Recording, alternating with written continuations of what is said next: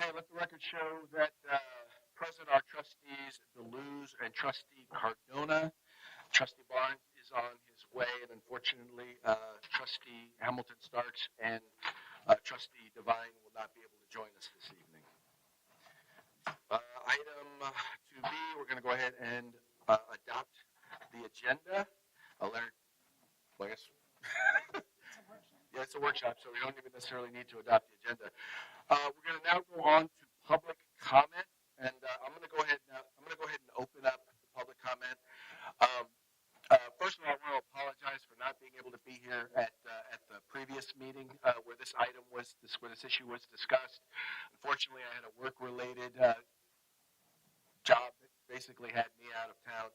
I want to say that I was in awe of the amount of community input and how people who were passionate came before this body and expressed their opinions, expressed their concerns, and asked their questions with a great deal of respect and as well as passion for their positions.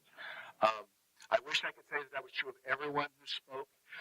For those who did not, I would just ask you in the future, just consider the fact that this is, the folks that sit up here, the folks that make these decisions, that do this, that are members of this body, we do this because we care about this community and we care about the kids. I'm not going to sit here and tell you that we get everything right. We don't. I'm not going to tell you that we always have the correct process. The truth is that sometimes we don't. What we would ask is that much like we do with one another, even when we have disagreements on values, even when we have disagreements on positions, we always communicate to one another and discuss topics with the understanding and the belief that those engaging in that conversation are doing so because they too, like myself and like you, care about this community.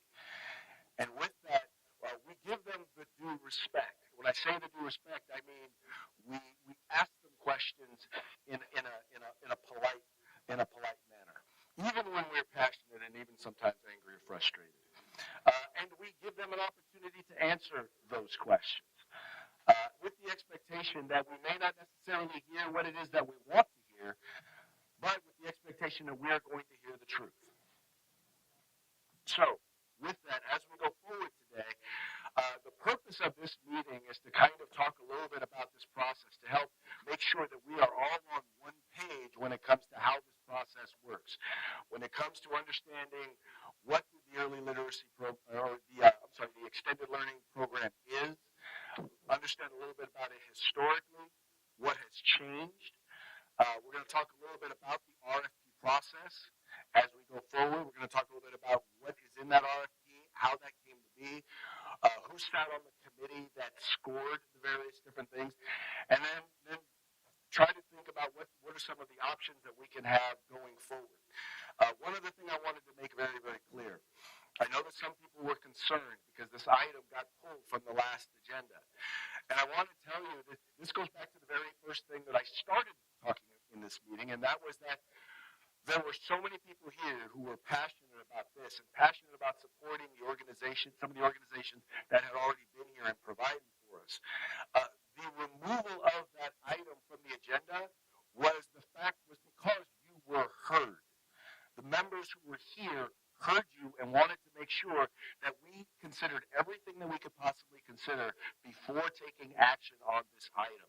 It wasn't an attempt to not address your concerns. It was literally because we heard your concerns. And we scheduled this meeting here once again so that we can hear your concerns. Anyway, that's all I wanted to say in particular on that. What I also wanted to note was we are not going to be discussing specific providers as a part of this. Once again, we're going to be talking about the process. With that, I also know that there are probably people here who want to advocate on behalf of a particular provider. If that is the case, right now during this opportunity, during this part of public comment, will be the opportunity for you to address the board. I want to also recognize that as we go through each item, some people are going to have Some people are going to have questions. At that point, I would ask that you ask the questions. We're going to be doing via public comment cards. We'll give you the opportunity. Sometimes, if we're moving a little fast, you may want to raise your hand and ask a question. If we don't get the public comment card first, I would ask that you fill out the public comment card so that we at least can get on record who asked the question. And then with that, I would ask that you give staff or give the board an opportunity to actually answer the question. What I will also be doing, if you're asking questions or making comments that are not necessarily relevant to that particular item, if it's an item that's coming up later, I might ask you to please, hold that comment or hold that question. If it's regarding an item, if it's regarding supporting a specific provider, the only way in which I would probably say that would be appropriate is if it speaks to that particular item that we're talking about, or the question that's being discussed right there. Is that fair enough? Okay, thank you. Once again, I very much appreciate you. I know there's probably a million other things that you would rather be doing on a Friday evening, but the fact that you are here demonstrates how much you care about this item and you care about our students. So with that, I will start by asking, is there anybody who would like to address the board on an item that is not on the agenda? Or advocate specifically regarding a specific provider? Yes, ma'am. So I'm sorry, I was here and I came back in as you were talking. So just to be clear, what you started off was in reference to the last meeting. Yes, ma'am. In terms of respect and everything on the side of the people who are in the audience. Yes, ma'am. Did you say, or I'm sorry, since I just walked in late, did you make comment as to anything in terms of the board being 45 minutes late with starting the meeting, not addressing all of the community members here as to why the board was late, and then taking a 5-minute recess and then laughing and smiling as the board walked out in terms of respect and human decency? Was any of that addressed on the side of the board? And removing the item. Because just to be clear, because I mean, I know I'm walking in late, but I'm walking in late and it seems like the community is being chastised for the rightfully so emotions that the community had without any accountability on the board side as to the board being extremely late, not stating as to why, smiling and laughing in the faces. And I don't know why, but that doesn't seem very respectful. And then when we were asking questions in terms of what's going on, why are we starting late, why is this so funny? It was no comment, 5-minute recess, figure it out after starting 45 minutes late when there were many children, many families that were here. So I just want to be clear, if we're telling us to take accountability, I feel the board should take some as well. And I think that's fair. One, let me apologize for that board meeting starting late. Sometimes when we're in the middle of discussions and deliberations, we lose track of time. And I wish I could give you a better answer. I wish I could tell you that I give you a better. I wish I could tell you better. I wasn't here, so I wasn't privy to necessarily what the discussions were in closed session. But I do know that we often have very important items that need to be discussed, and sometimes we run over. And all I can do is apologize. I like you. Respecting people's time is very, very important to me, and I apologize that we did not respect your time. In regards to why they came out late, keep in mind that things that discussed in closed session are oftentimes of a legal nature or a personnel matter, and we can't share with you what we were discussing in closed session. We can only really discuss actions, meaning votes that are taken in closed session. So once again, it's not that we don't want to tell you what we were talking about. It's that we really are not allowed to discuss what goes on in closed session, or the discussions in closed session. But you are correct. Being respectful of your time. I can tell you that I did watch the meeting. I do know that emotions were running very, very high. I do know that, I hope, I'll just say this, and I hope that I would have, had I been here that day, that I would have responded and had the level of decorum that would have been appropriate. But I will admit to you, I would have been a little frustrated, and smiling would have probably been a coping mechanism for me If I felt like I were being disrespected, quite frankly, just like as for many of you, you had your responses because you felt like you were disrespected. So I would just, I would ask forgiveness. And I would just say that, once again, I'm not here to make excuses. Hopefully I can provide some explanations to the degree that we can, but just once again, know that the fact that the item was held, and this was one of the things that I did discuss, the fact that the item was held is, well, it's in response to your input, because, and I'll just be real, if we had passed the item, well then, for those of you who are here on behalf of folks who are already providers, they would not have been approved providers. If we had voted it down, they would not have had the opportunity to have been approved providers. We would have had to start all over again. By pulling the item, it gave us the opportunity to have this meeting, to discuss things and see what it is that we can do going forward. So once again, it wasn't out of disrespect. It wasn't done because we weren't listening. It was done, in fact, because the board members who were here were, in fact, listening to you and they heard you. Are there any other comments that are not addressing an item that is on the agenda? Yes, ma'am. I have a copy as well.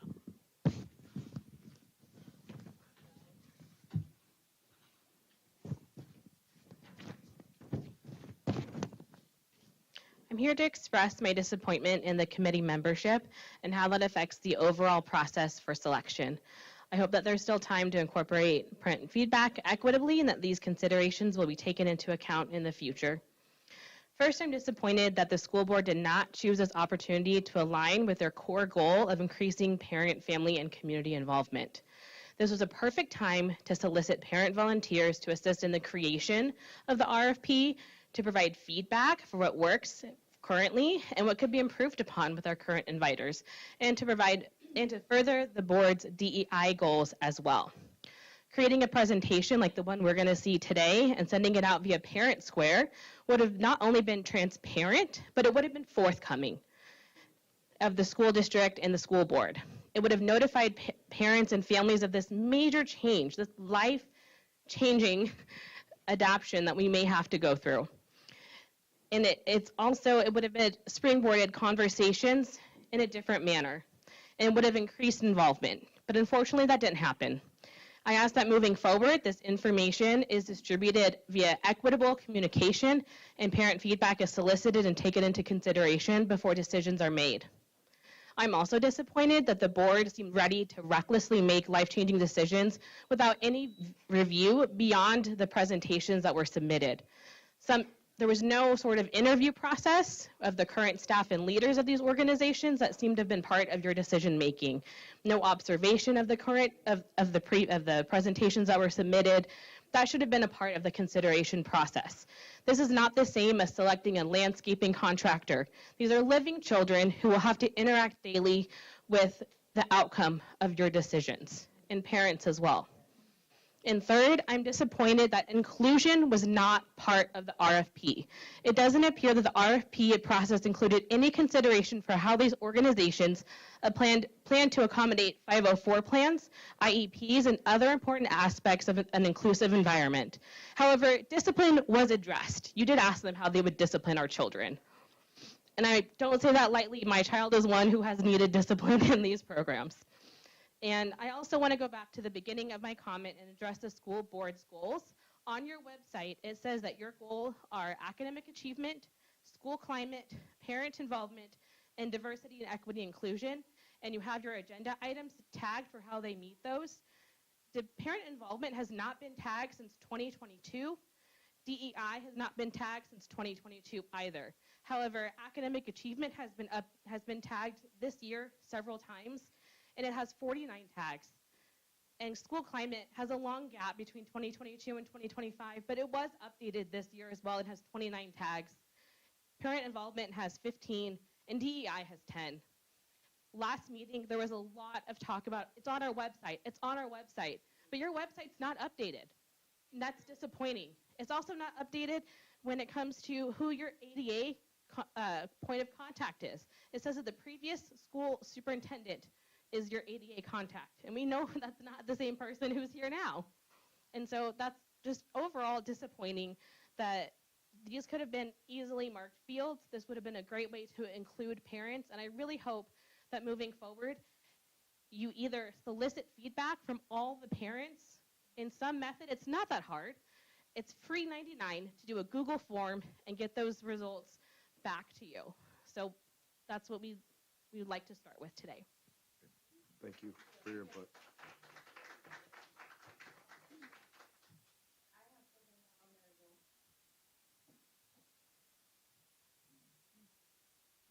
Hi, my child goes to Taylor, and so I just want to know, when you guys created this rubric, how did you guys make sure that it was equitable? I also want to know, in your selection process for the committee, who selected? I also want to know, do any of you or any of the selectors in the committee have a personal interest with any of these 6 that scored highly in any way? I also want to know, also, when you guys did this rubric, did you guys on your form say that you guys would be providing the check-in software and then rating these people for having check-in software? Does Robla have check-in, check-out software for the children? Yeah. Oh, also, the biggest question. On your committee, was there anybody African American? Thank you for your comments. I think in both cases, at least some of the questions that you had are actually going to be part of today's presentation.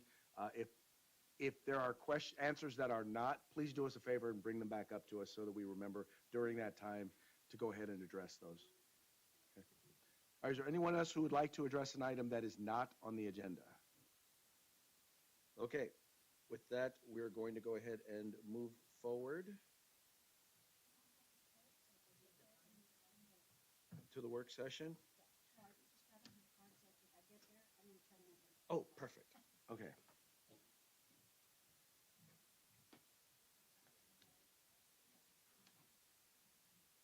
So I guess my question is just this. So we're here to see what your presentation is, and if I'm looking at the agenda correctly, there's no public address or comments after the presentation? In each section, as she finishes, we'll open it up, because we're going to have questions and comments, and we'll open it up for the public to ask. That was easy for me to say. We'll open it up for the public to be able to ask questions or give comments. I would ask, in the interest of time, let's try. I don't want to cut people off. So if we, in the interest of time, if we could try and keep it brief, that would be greatly appreciated. Thank you.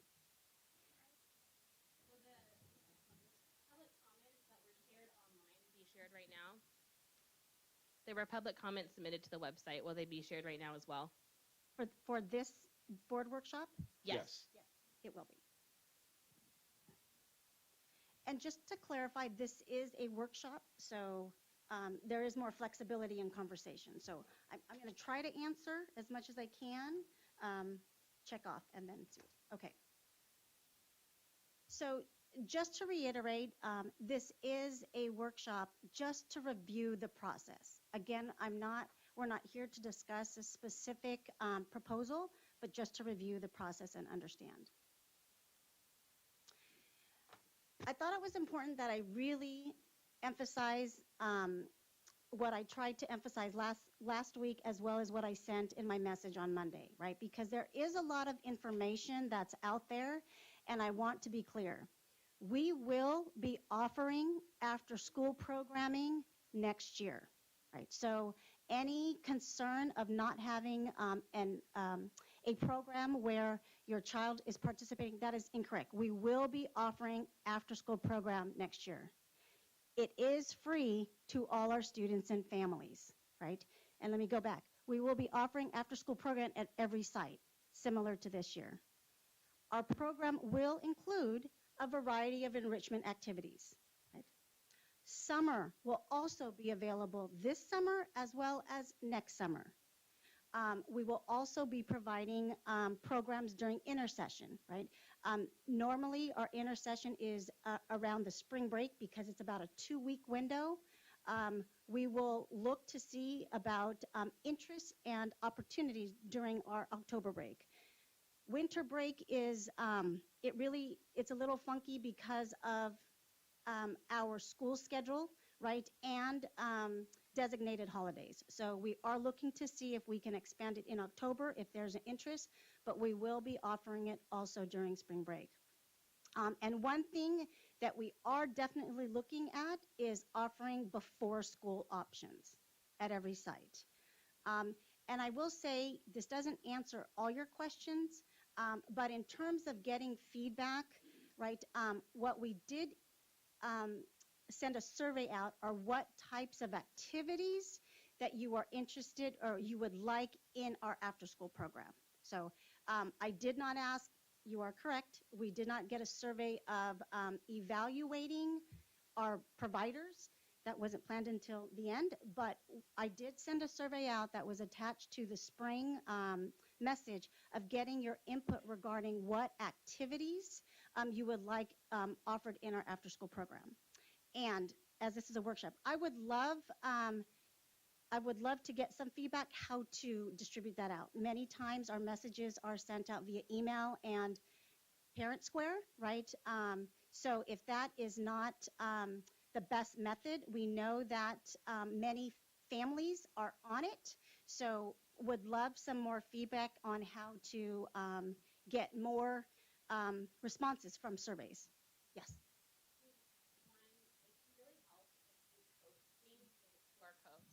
Posting something with a QR code when, right now, I mean, at school drop-off, every time there's a QR code when I'm sending my child out, I see that. If there's something at the office, QR codes in Parent Square, though, are not effective because you can't QR code if you're reading it on your phone.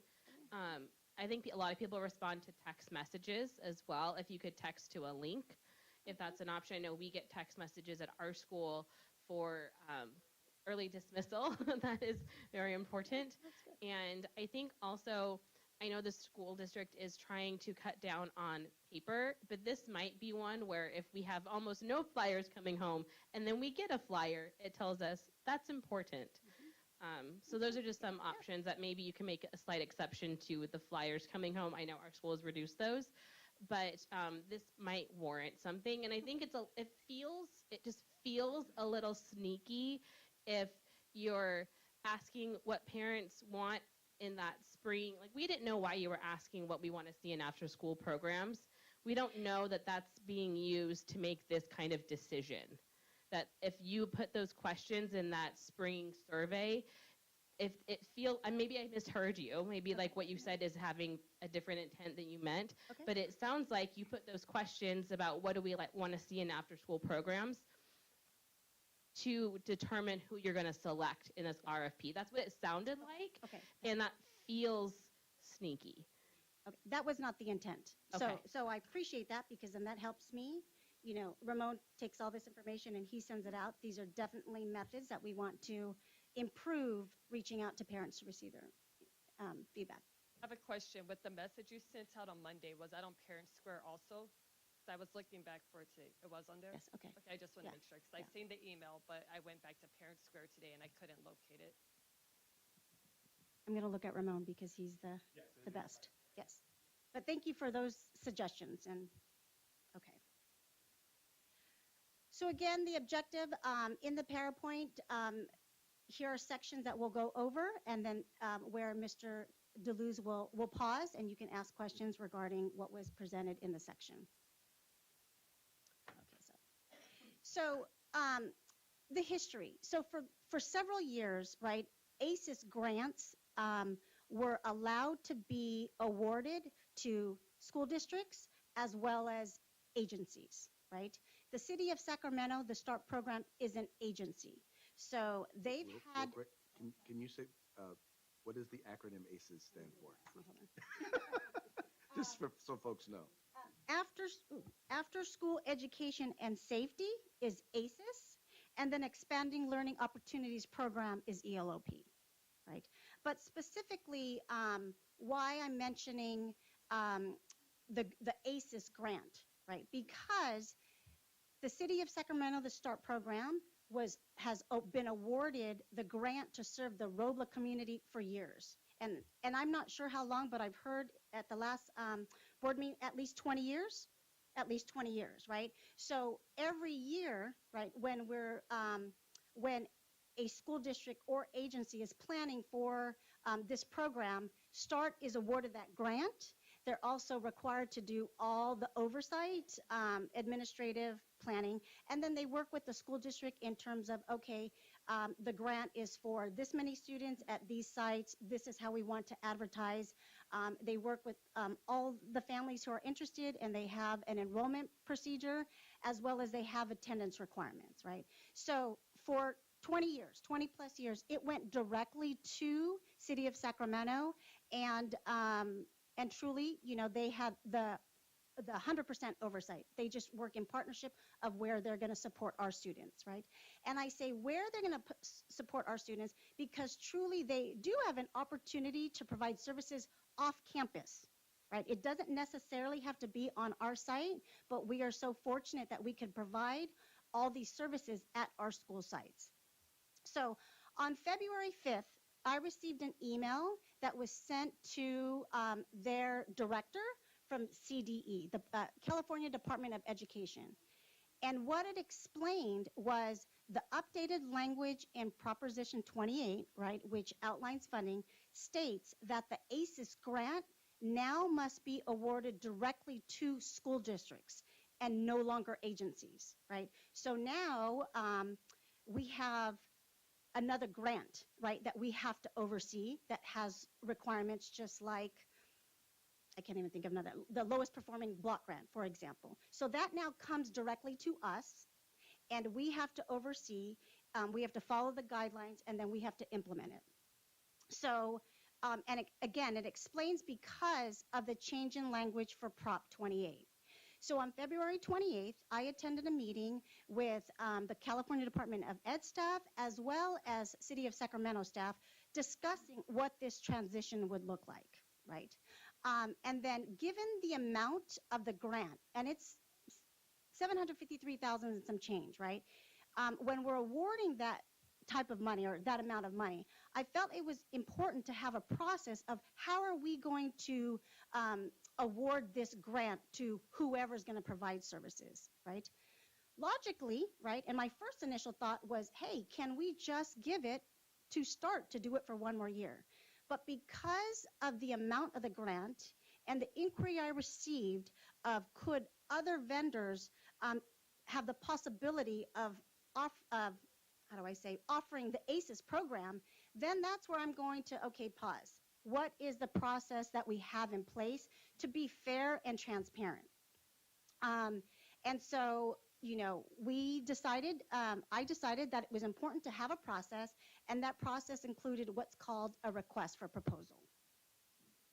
Let me see what my next slide is. Okay. Question. Okay, I'm doing it wrong. How do I go back?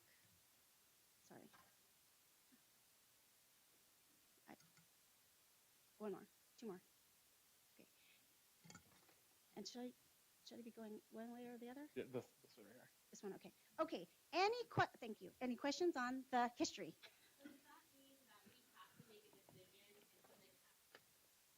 Does this mean you have to make a decision prior to the start of the 25-26 school year that there is no possibility to extend this RFP process into next school year?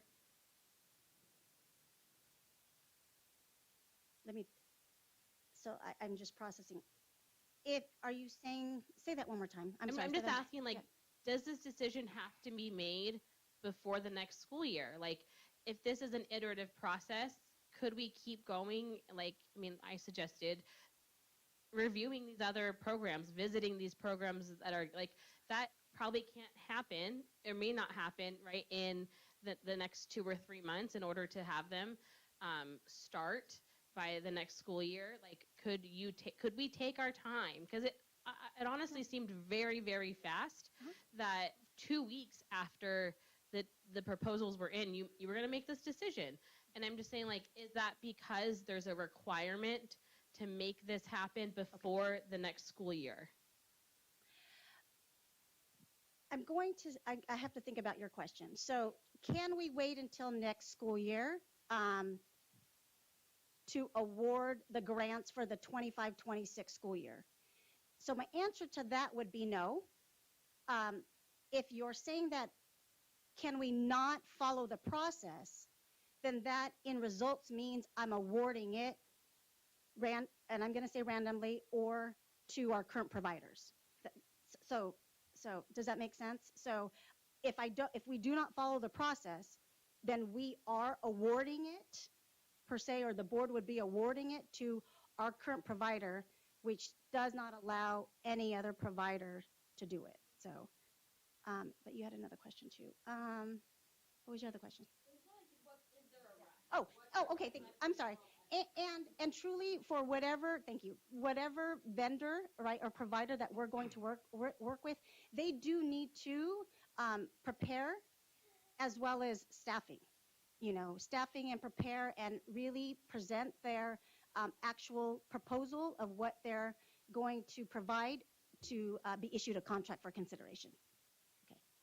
Just really quick. Yeah. So Yeah, sorry. when you guys are speaking, we do have a live feed on YouTube. So if you guys don't mind waiting till I get to you to speak so that those on YouTube can also hear. So what I'm trying to understand is you're saying that the money that the grant you are trying to fund to the program won't go back to the START program. It has to go a different way. Is that what I'm comprehending? So, no, that's not what I said. Thank you. Thank you for asking. What I said, I thought it was important for us to have a process to award grants, high-value grants like $750,000, Right. as well as, if you notice in the beginning, we're also awarding contracts, contract with vendors for our ELOP grant.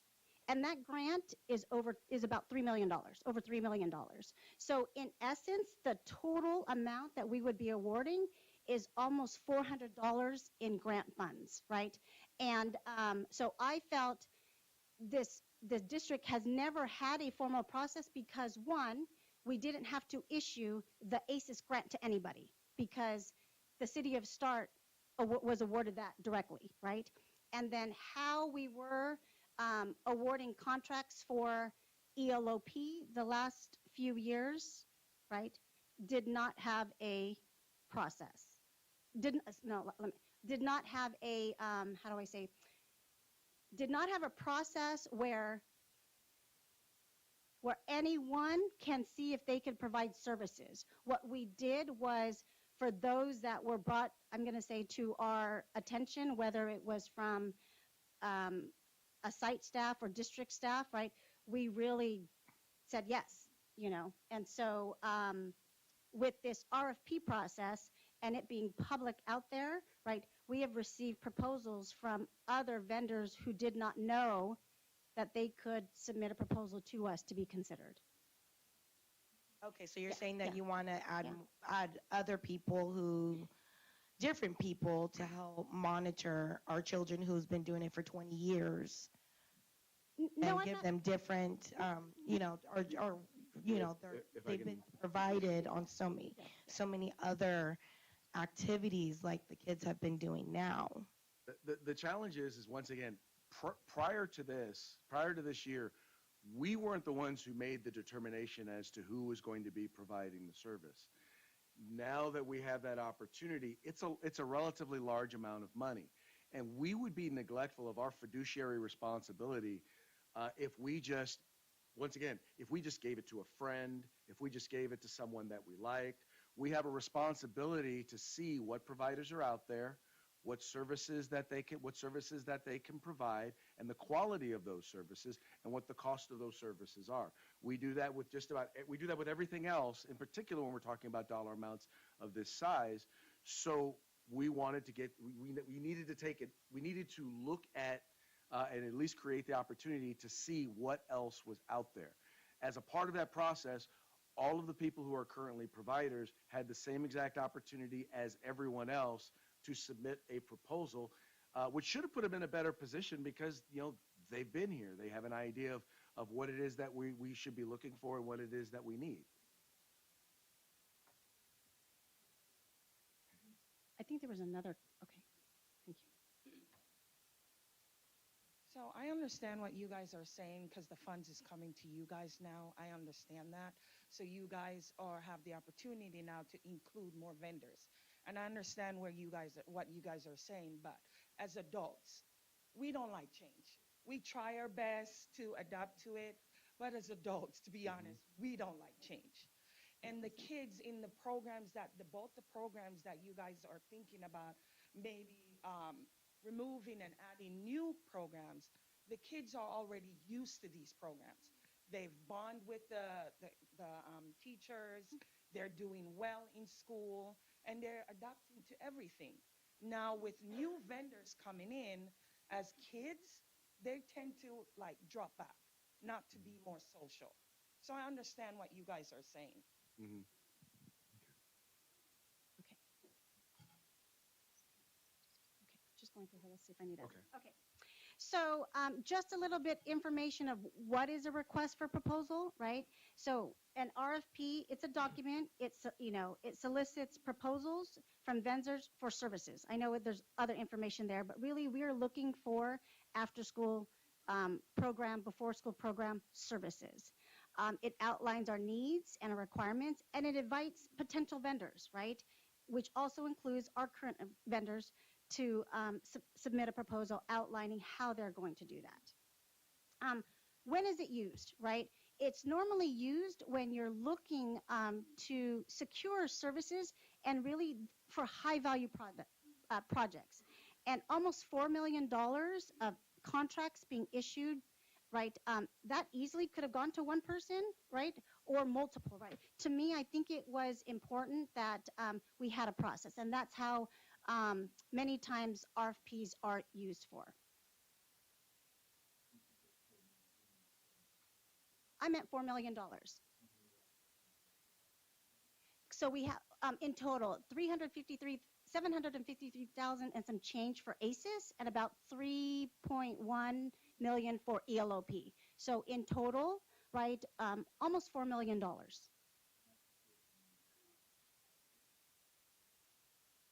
Correct. Yes, yes, yes, to service all the 5 schools. Yes.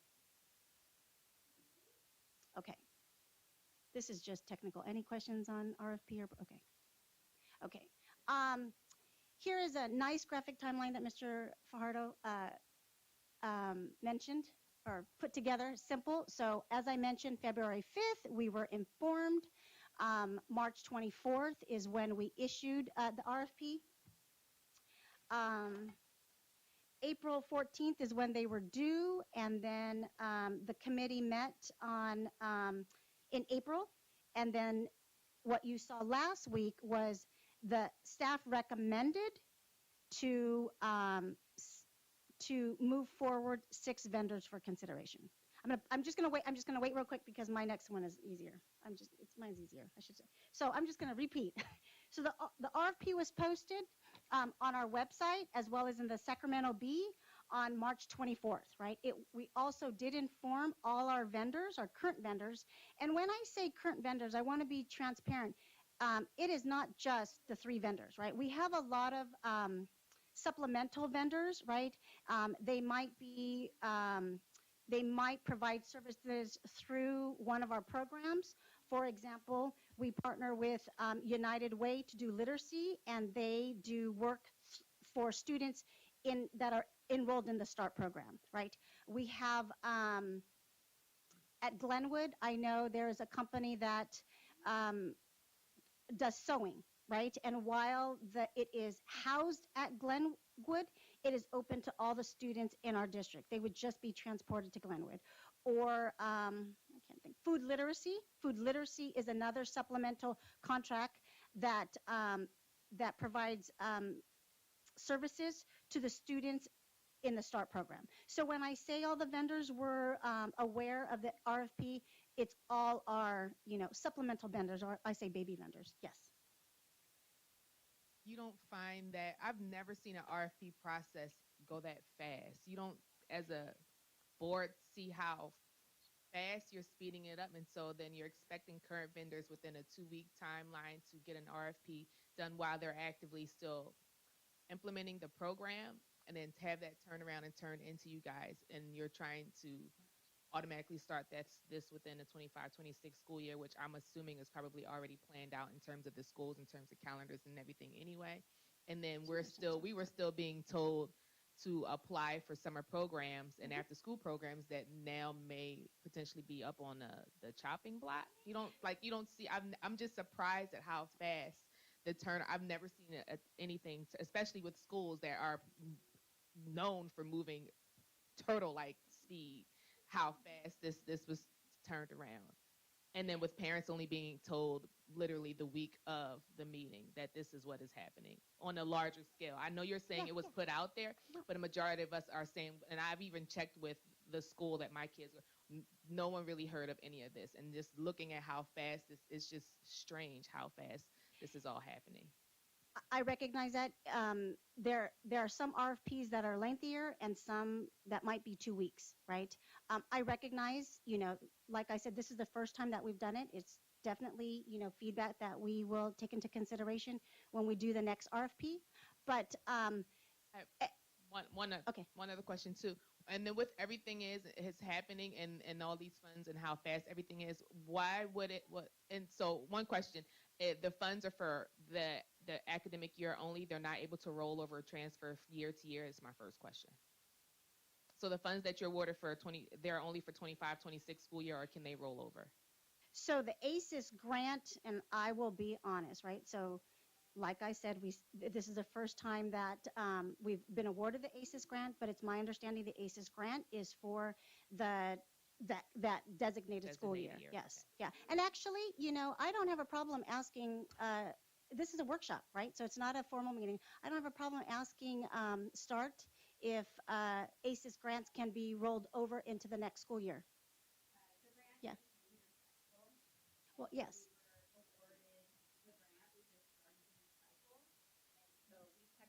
Still have 2 more years on the current award that's given to the district. No, I think. Wait, can I just clarify? So the grant is $753,000 and some change for the 25-26 school year, right? So each year it is $753,000 and some change for a 3-year grant. Yes. Okay. Yes.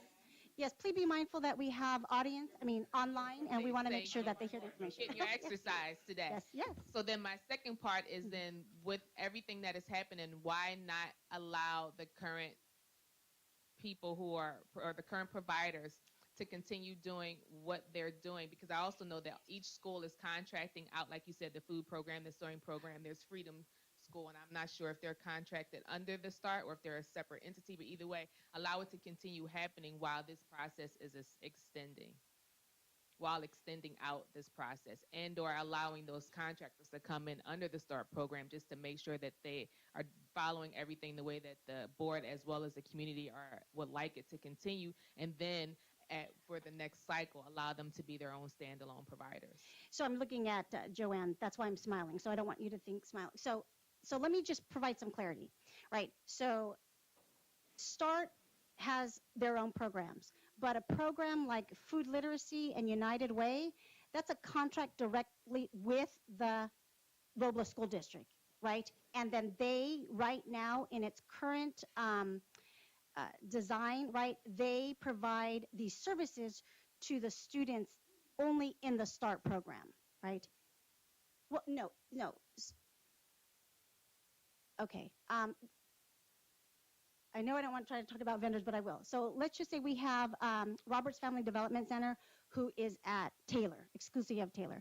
We have the START program at all 5 sites, right? So the ACES grant, and I'm just going to be whole numbers, okay? The ACES grant supports 100 students.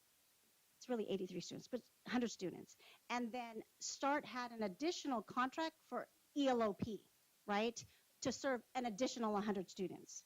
The contract that we have with the Roberts Family Development Center, United Way, food literacy, those are all directly from the school district using ELOP funds. Okay, so that's why when I put a / ACES and ELOP, it's because they're used together to provide, a more comprehensive service. Okay. One on slide 4. I know we need to move forward, I know, but sorry. so I know that it says on you guys chose 6 providers that you guys are considering as approved vendors.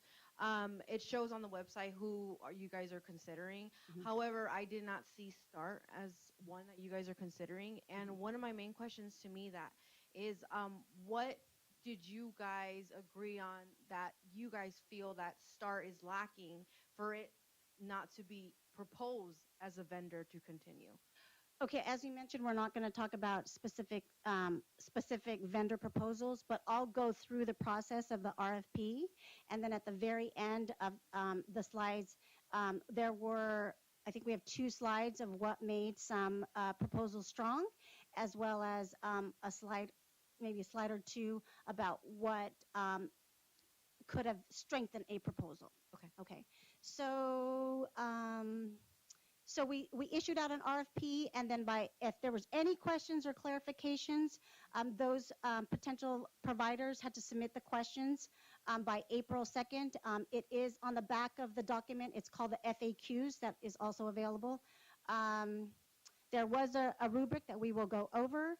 A committee was formed. So here is where I'll discuss the committee, and I'm going to share the process for the committee in conception. And I will recognize upfront, right, that there is not a teacher or a parent on the committee, right, to implement the process. So this is absolutely an area that we can improve on.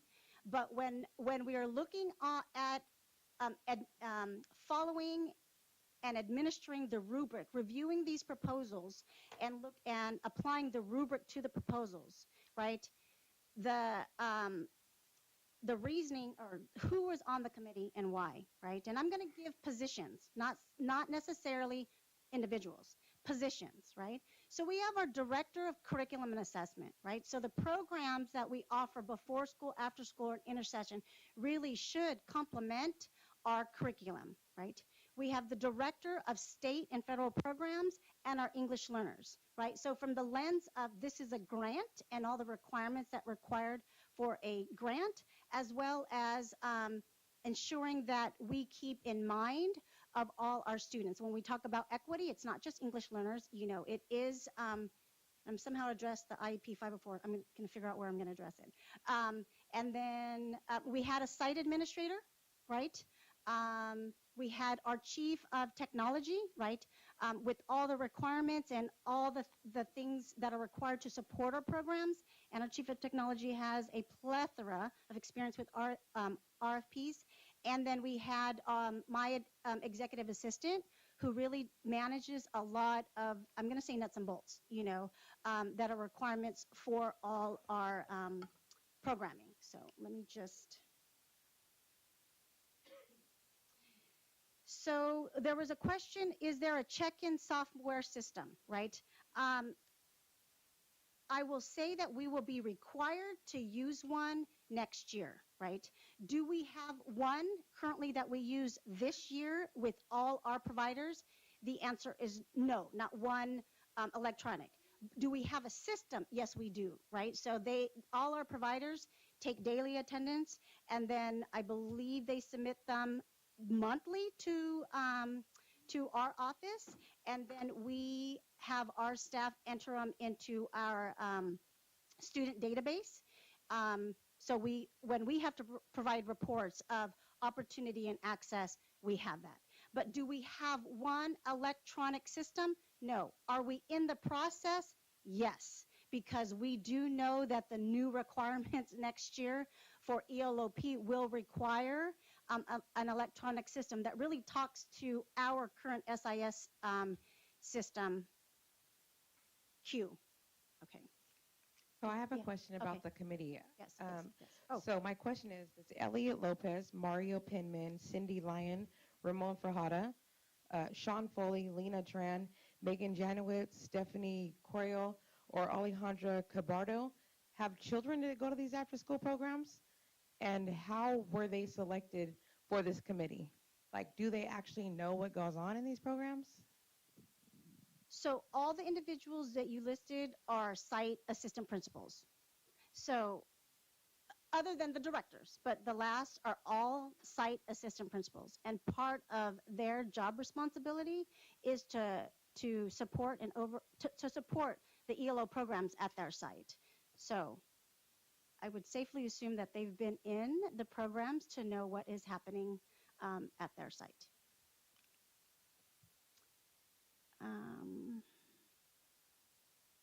Was there an African American member on the committee? The answer is no.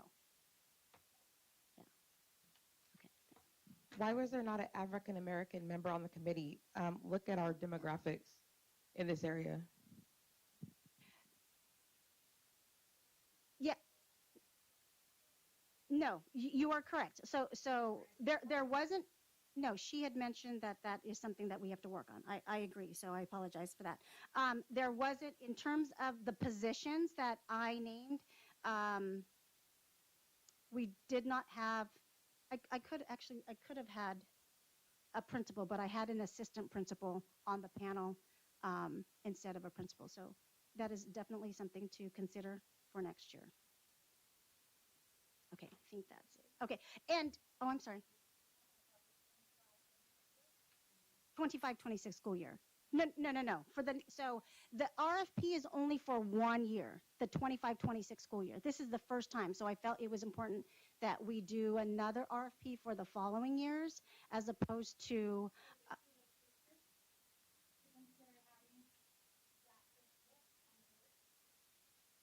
It is too late to, yes, because the RFP process of the evaluation, the proposals are already completed. Yes. So I understand, right? I understand, right? You know, and I do understand. But in terms of the creation of the committee, the positions, and in terms of applying the rubric to these proposals to oversee, it is an area of opportunity, I recognize. Let me just finish, and then I can answer it because I see your hand. So we received 26 proposals. We did receive 26 proposals. Staff recommended the top 6 to be considered. That was what the board agenda item was last week. Okay, good. And to be clear, as a part of that consideration, it was specifically based on the information included in the rubric and scoring how they met whatever was there in the rubric. So regardless of who was evaluating it, they're supposed to score it according to what is in the rubric. Kind of like if you're doing a math test and you're scoring the answers. Doesn't matter who's doing the scoring as long as they're meeting the areas that's in the scoring. And let me answer one more question. It was, does anyone on, I think you meant, did you say the board or the committee? For both? Okay. Have a personal interest in any of the 6 high scoring recommendations? I'm going to say no, but I'm going to have to get back to you because I was thinking of the committees. I can answer no, but I would have to check with the board. Assuming it's no, but I will get back to you. Okay, thank you. So I understand that the recommendations have been made. Are you guys going to go through an interview process? And in that interview process, are you going to have a committee that better represents the students and the parents and the staffing? Because you can't go back on the first part, but moving forward, I would assume there's going to be an interview process because anybody can look good on paper. That doesn't mean that they present well. So when is the interview process? I think that's a great question, and I think as a part of this process, we're going to be talking about next steps, and I think that would be a great time to talk about that. Thank you. Move me along. Oh.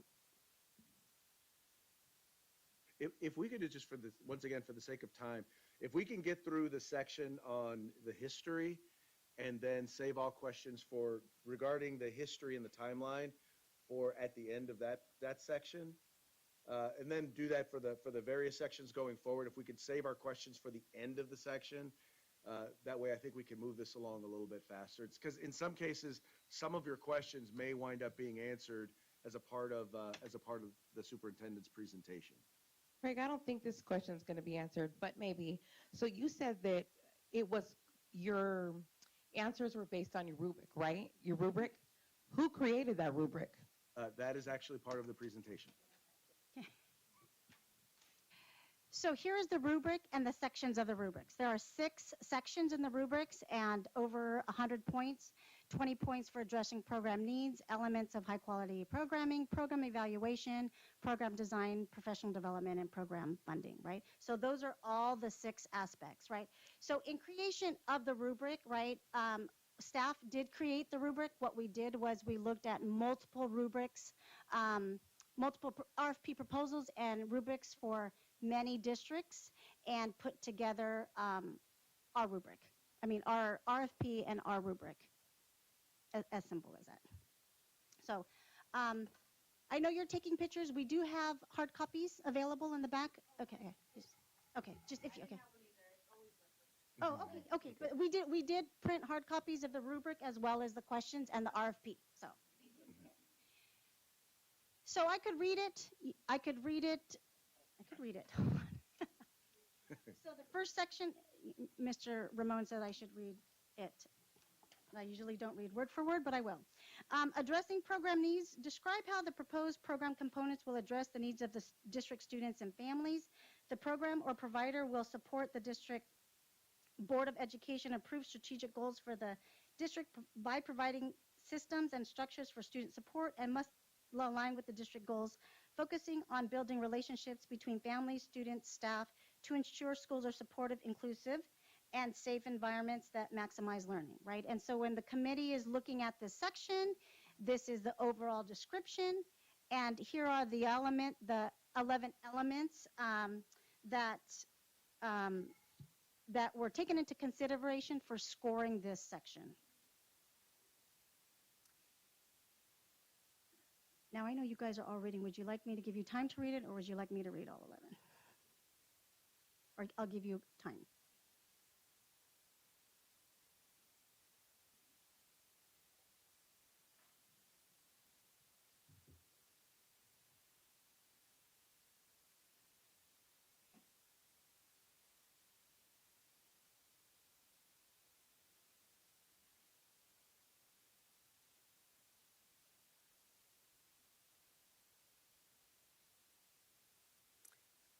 Okay, here is where I will address the concern regarding if a proposal address IEPs in 504, right? So truthfully, if in a student's IEP, right, it requires them to have access to after-school programming or a 504, right, that is where the provider will work with the district in partnership. We recognize that many of our providers are not certificated staff, right, or not classified staff where our classified employees might they have requirements to be an instructional aid supporting our students with disabilities with an IEP. So it would not be like how do I say?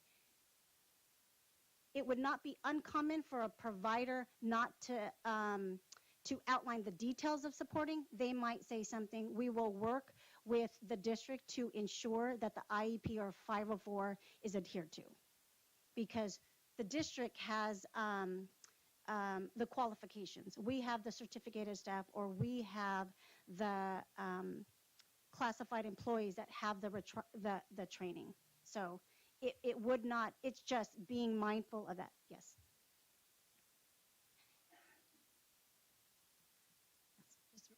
I understand that. Mm-hmm. I think that sounds nice, but I think in practice, that's not always how it's carried out. Mm-hmm. Currently, with my child on a 504 plan, Mm-hmm. I invite the START director to come to the meeting. They weren't able to because of my lack of preparation and time and all that. But when I have my 504 plan for my child, I take it to the director and I say, here you go.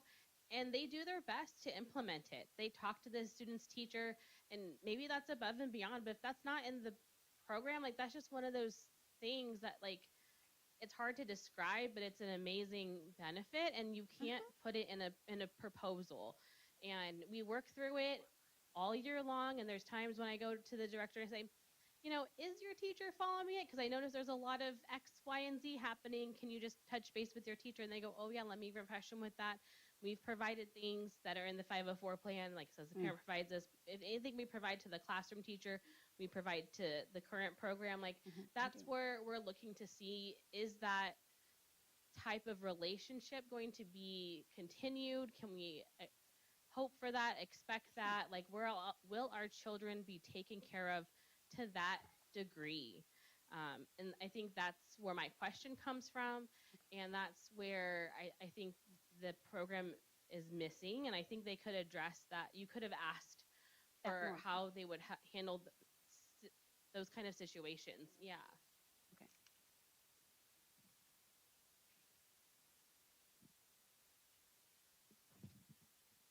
Hi, good evening. So my name is Angelina Escobar, and I'm the mother of Erica Hernandez.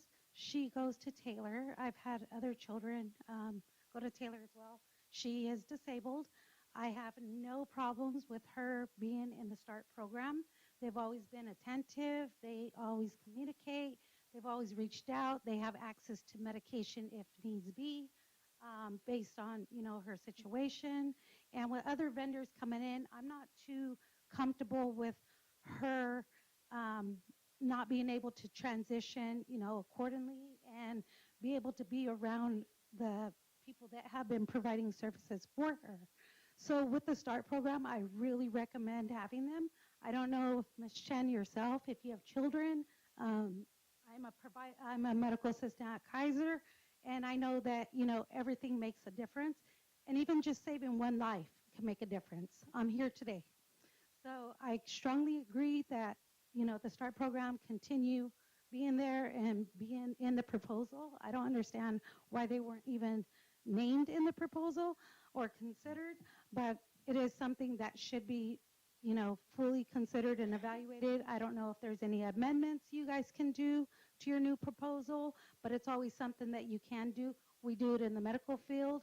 I represent part of the union. We're very strong, and I'm ready to take on a lot more than just taking the easy way out for the school district. If you guys are truly considerable about the school district running smoothly and good for the benefit of the children, you guys have an oath, and the children should be your guys' first safety, and they are very comfortable where they are now. I don't think that anything should be fixed if it's not broken. Thank you. As I noted earlier, we're not making any decisions regarding, and this conversation is not about any specific vendor. We're really focusing right now on the process. So I want to make sure that the comments that we're getting or the questions that we're getting are specific to the area that we're talking about, and that we're not necessarily, once again, this is not about advocating for one particular vendor. We just want to work together to try and understand the process, and then as we go forward to talk about next steps, what should be involved in those next steps. Oh, should I go back to? Oh, yes. Hang on. Oh, sorry. Well, I think I remember. Yeah. So when I was reading through the questions, like what was part of the RFP, RFP. was there ever a question about like how does the staff are they relatable to the students? Like one of the things I like about Robert Development Center is that I went to Sac State, but there's a lot of young men that are men of color that are part of that after school program that go or have been to Sac State. So one of the things I like for my son is that I'm always having him wear Sac State stuff. So they know him as a Sac State kid. But there's that connection. He's already like, I take him to things at Sac State. There's like that awareness of like going to college, having other men that look like him who are already in that process. Is that something that you guys looked at with the new proposals, especially with so many young boys of color that go to this school? And I don't know, I was reading it and I didn't see anything specific about that. Well, I did have to step out for a second, so I could have missed it. Well, this is the next section, which is program design, and you'll see the first line. Describe how the proposed program's unique features will address the needs of the district students and their families, especially for our students of color, and how the program is expected to improve student learning. Blah, blah, blah, blah. So that is, there's more information there that you guys now have all the proposals. I would ask along those lines, and is there a question involved in the RFP that addresses the issue of uh, community engagement and relatability. For example, the hiring of staff or staff that already exist, past engagements either within the community or within similar communities. Is there anything in the RFP, any questions regarding those? I don't. Maybe program. Program design, okay. Let's see the section in program design.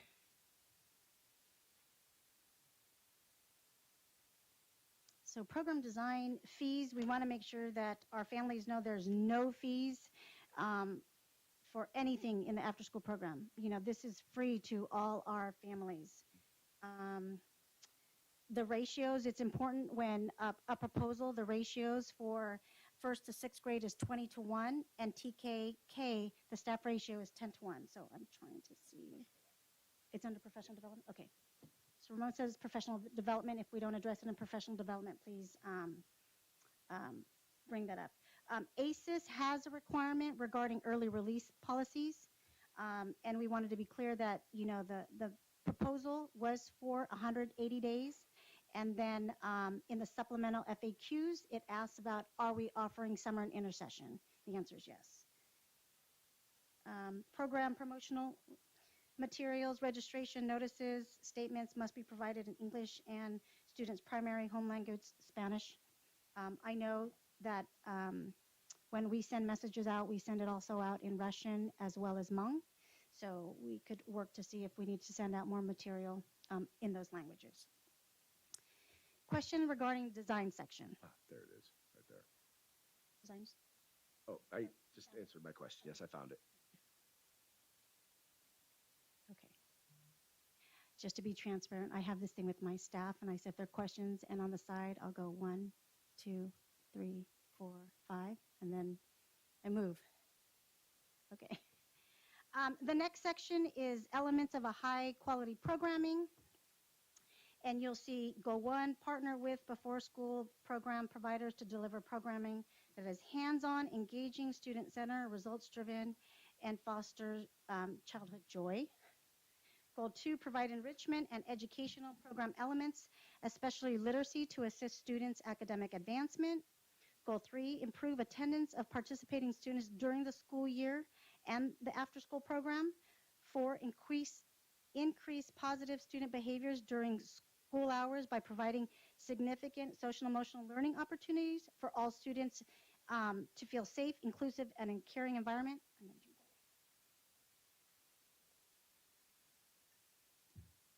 Excuse me. 5, support a well-trained and caring staff to develop positive relationships and build connections between students, parents, and the school community. And then in the RFP, there is a PDF where it talks about quality standards. Questions regarding elements of a high quality program? Okay, next. Professional development, this area is ranked with 10 points. Describe how ongoing professional development will be conducted based on staff needs. Include the types of professional development offered, how often, and by whom. The program, okay, now I'm reading, and before you guys would read by yourself. Do you want me to read this, or do you want to read it on your own? This is a workshop. I could ask like this. Okay, read it. The program provider will ensure the program manager, site director, site coordinator attends regular professional development and seeks out professional development for all staff they supervise at site. They have to describe how professional development offerings will be continually assessed and evaluated. The program provider will collect reliable and valid data and outcome measures as determined by a collaborative process with the district that addresses the performance indicators for the program. They will describe how the program will enlist, utilize, orient, and train their employees, how the organization will ensure supervision and safety, student safety when staff is on site. And all employees who support ELOP or ACES programs must follow all district policies, procedures, and practices, and all federal and state laws. Questions on professional development? Okay. So I understand the process that you're explaining on what these vendors have to Submit in the chance proposal. and submit. Mhm. But everything this can easily be manipulated into these pretty words to make to persuade you to convince and be proposed to. However, for a parent's view, I don't you think that maybe we should have for the proposed vendors a presentation just like this for individual considered vendors so we can get to know, see a preview of what it is that you guys are proposing with those individual vendors. Yes,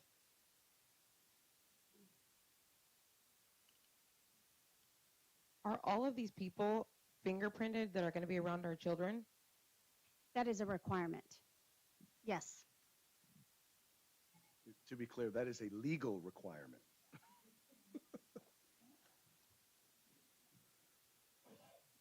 I just have like a, I guess, question slash comment. I see on the FAQ, it says regarding administrative and indirect costs that there's a administrative costs that are capped at 15%. Does that mean salaries for the staff? Like administrative costs refers to that's the most amount of money from the grant that can be used to fund these salaries? No. Um, And I'm asking that in this question because I'm wondering, like, it would have been nice also if there was something in there about ensuring either some kind of annual cost of living increase or pay increase for the staff that are going to be employed through these programs, especially in the times that we are facing right now. If I understand generally when they're talking administrative costs, they're talking about administering the program. Most programs in education, or quite frankly, in most entities or businesses, the biggest expense is always going to be salary. So that's not generally included in the administrative part of it. That's why I asked it relating to this professional development. If like, I don't know, this is the only area where I see it could fit the most is if we were asking in the RFP process, or can we ask what is the plan for how they're going to pay their staff to make sure that they are, you know, I would like to know that the people who are taking care of our children are also being taken care of by our district. You know, are we asking them, are these people going to get raises? Are they going to get cost of living increases? Like if the cost of the grant is stagnant, is it built in that these people who are spending so much time and attention with our children are also cared for in some kind of manner? Like, you know, they're not unionized. I'm not going to make any estimates about what their wages are, but if we're going to ask about professional development and we're looking to take care of them in that sense, I would like to also make sure they're taken care of in a very realistic money sense as well. I think that is a great question to pose. So ideally, the plan is whoever is going to be awarded any contract, that they do come in and provide a presentation. And so I'm writing that down because if they don't, it is something, usually when we do presentations, right, it's an opportunity to provide comment. That's a comment that can be asked that they can answer in their presentation. Superintendent, board members had a question more as a vendor who applied for the grant. One of the things that confused me a bit was that our desire was really to work with two of the schools our second year. This year we're working with Taylor. Hopefully next year was Taylor and Glenwood. But it seemed like we were required to work with all 5 schools. For us, the cost then becomes an issue, especially when it comes down to us recognizing the Robla community and what Robla community requires. To me, it would require us at 5 different sites, 5 different sets of staff that met the sites of the various communities, because, you know, Glenwood's population is different than Taylor's population, Bell's population in Maine. The way we presented the proposal, I felt like we were totally at a disadvantage from the very beginning. And when I got back our responses, I realized we were. I also will take a moment to say I really wish that I had known that that parents had been asked what would they like to see, because had we known that parents were looking for things different than we normally offered, I think we would have been able to provide that. Would help us to know that. The other thing which would have been really beneficial was to have the chance to talk to the committee about, I think, some concerns that they may have had and some assumptions that might have been made when reading the proposal. Because quite honestly, I took the time after getting the score, and I was disappointed in our scores, right, honestly. But I was also embarrassed by our score, thinking that we shouldn't have had that lower score from my standpoint. I paid a professional, a grant writer. The number that they gave us in their professional position, not asking them to give us anything based on, here's the number, just tell us what, based on the criteria, I felt like it would have put us within one of the top six. Um, there are a couple concerns that I had as a vendor that after being led the direction we are led, which is to give us 5 campuses, and that wasn't our plan nor our interest. But then secondly, to recognize that any 6 people can make a decision based on their thoughts, but you might get an independent person that might give you a different, rating. And it was just interesting to me when I got the rating back, and I more and more I took the time then to read the grant. I realized where we're weak at, but also realized that our strength was never asked in any of the 5 areas. Our community strength, our parent engagement strength, our knowledge of Robla, our experience in Robla, both positive and negative. Because I recognize not everybody thinks everything that Roberts does is a positive thing, but I like to think the majority of parents, by the fact that 85% of the parents signed the petition that was given at the last board meeting, saying they would like to have had Roberts, chance to have Roberts at Taylor continue. So to me, that would have been really appreciated had we known that ahead of time. Some of the things that I mentioned, though, to me are things that really the board could have done differently. The district could have done different, not the board, because the board didn't have anything to do with that. But the district could have done those things differently in my mind. Thank you.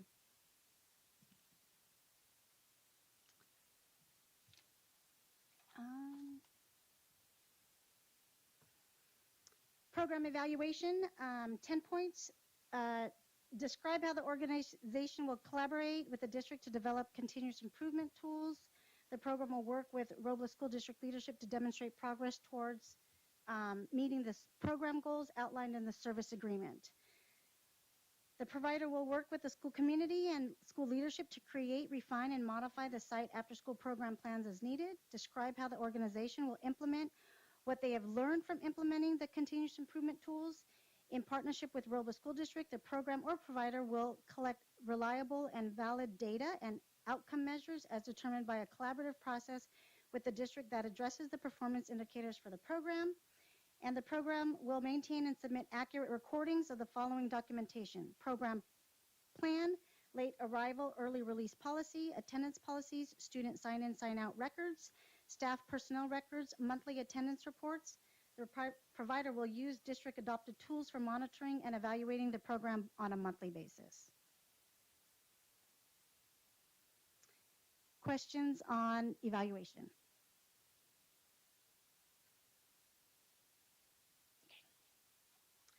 And then program funding. So here is where we have 2 different contracts. The base grant provides the total cost of operating your program for 180 days at the specific school site base contracts and staffing based on the number, I apologize, number provided for ACES and ELOP expansion numbers. The actual number of students requiring after-school services may vary depending on actual student enrollment during the 25-26 school years and parental interest in the program. Both parties agreed that the submitted cost is subject to change due to this variable, and this format is being utilized only for bid consideration purposes. And let me just go a little bit into details in terms of number of staffing and the requirement that we as a school district has to provide opportunity and access. So, and I'm just going to use whole numbers, right? And so I'm going to say our Robla School District is at 2,000 students. Because our unduplicated per pupil percentage, and that means the percentage of our students that are either free and reduced, homeless, and English learner, is over 98%, right? we have to provide opportunity and access to all parents who need the program. If our percentage was lower, like 50%, then we would only have to provide opportunity and access to a smaller percentage. But because of our student population, we are required to provide opportunity and access to any of our families that want it, right? Now, has 2,000 students, have we had an interest for 2,000 students to access our programs in the last 3 years? No. This is just my second year, and I will say, and I'm going to have Ramon pull numbers, right, that we have increased numbers for access the last 2 years. And that is because it is my intent to always advertise that we have these programs. Now, the ACES program has a requirement for attendance, right? That is very different than the ELOP program, right? So that's why the ACES has, I'm sorry, I don't know if I'm going in on. That's why the ACES has requirements that they have to follow, and it's a separate grant fund. But the ELOP, I use an example that our primary students are released at a certain time, let's just say 1 o'clock. And then the intermediate students are released 45 minutes later, right? If all that family needs is for their first grade student to stay in the after school program for 45 minutes so the parent comes at one time to pick up both kids, right? Then that is meeting their needs. If a parent only needs to have before school support, then that's what we need to provide. If they only need to provide after school programming Monday, Wednesday, and Friday, that is what our ELOP grants allow, right?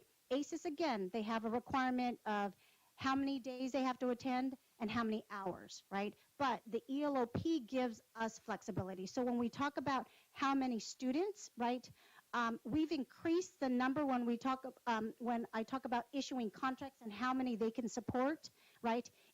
Truthfully, it's not 2,000 students, right?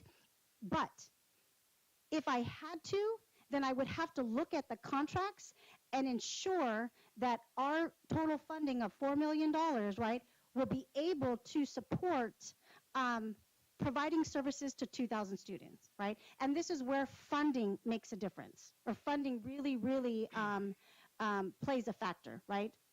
And then we have supporting contracts. So I know, Mr. Roberts, you mentioned, you know, maybe some unclarity of just applying for 2 sites.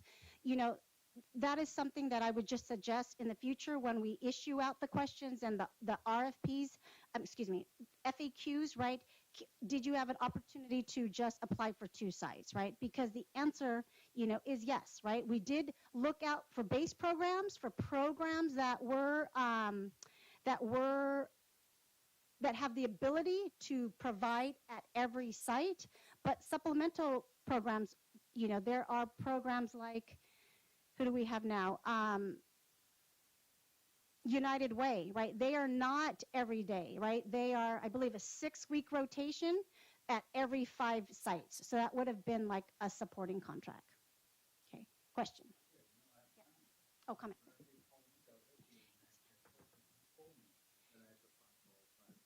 I only wanted to do 10 and Glenwood to do Glenwood.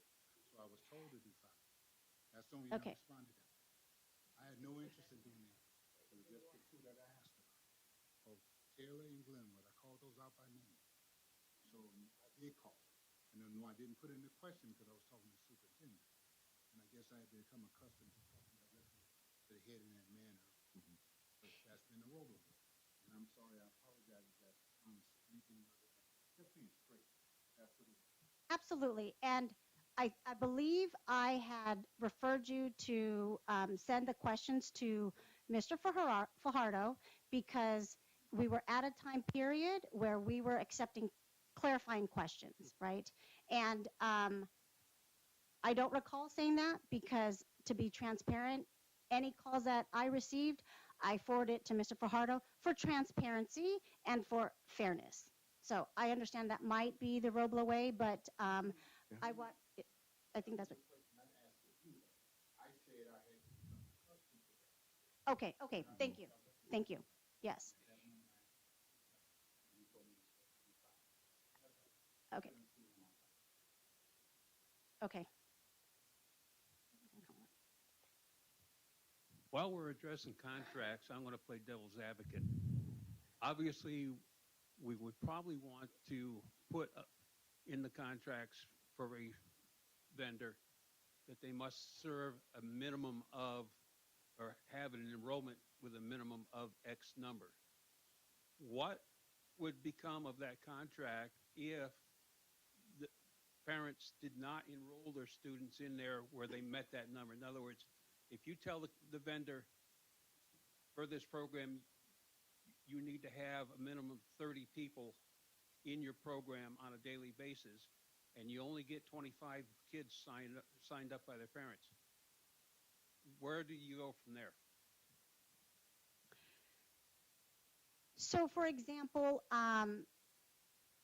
if a contract is for 60 students, right? I'm going to make it easy and say first through sixth grade students. The ratio that is required is 1 to 20, right? So if they had the staffing that's required to serve 60 students is the same staffing that would be required to serve 41 students. So it's the ratio, how do I say? They would be, we would pay the contract based on the ratio of like 1 to 20. So if they had 41 students, they still have to have the staffing to support 41 students as well as 60 students.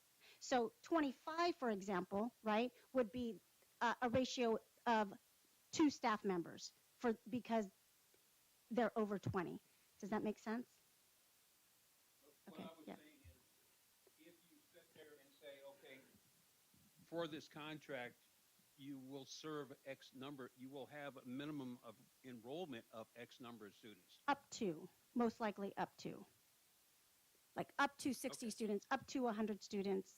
But that's just an example. We haven't. So a good example would be, so let's say it was up to 60, and let's say they only got 39, which meant that the staffing ratio is different. Would they still be paid for up to 60, or would we pay based on the staffing, which in that case would be whatever it is up to 39? It would be up to 39. Okay. Yeah. But we would work together, to make sure, yes, we will continue to work together to advertise. And if there was another, as an example, if there was another provider that was maximum, is that an opportunity to increase that, or is that an opportunity to offer the other program that has space, even if it's a temporary basis? So, Ms. Chen, I want to object on your access. So when you talk about access, what part of access are you really considering? Because you mentioned something about the needs of having access for maybe 1 hour, 45 minutes, or so forth. However, that blocks further future access to a family that needs more than 45 minutes. So if there's a certain amount of criteria that's a barrier of, let's say there's 20 kids minimum enrollment, and if they're all needing 45 minutes, but a family's needing more than those 45 minutes, it's going to block access. So what type of access are you really speaking about? No, that's an example that should not block anybody, right? So we should have enough spaces for the 20 students that only need 45 minutes, as well as for the 20 families that need all 3 hours, right? And so when, like currently this year, we provide 1,260 available spaces, right, in the programs that are offered at this site. We do not have 1,260 students participating. So if if I needed 2,000 spaces, then I would work the contracts, right, to provide 2,000 spaces. So you should not be impacted if you needed 3 hours and someone needed 40 minutes or 20 minutes or 45 minutes. We should have enough available spaces to accommodate both those situations. Understood. Yes.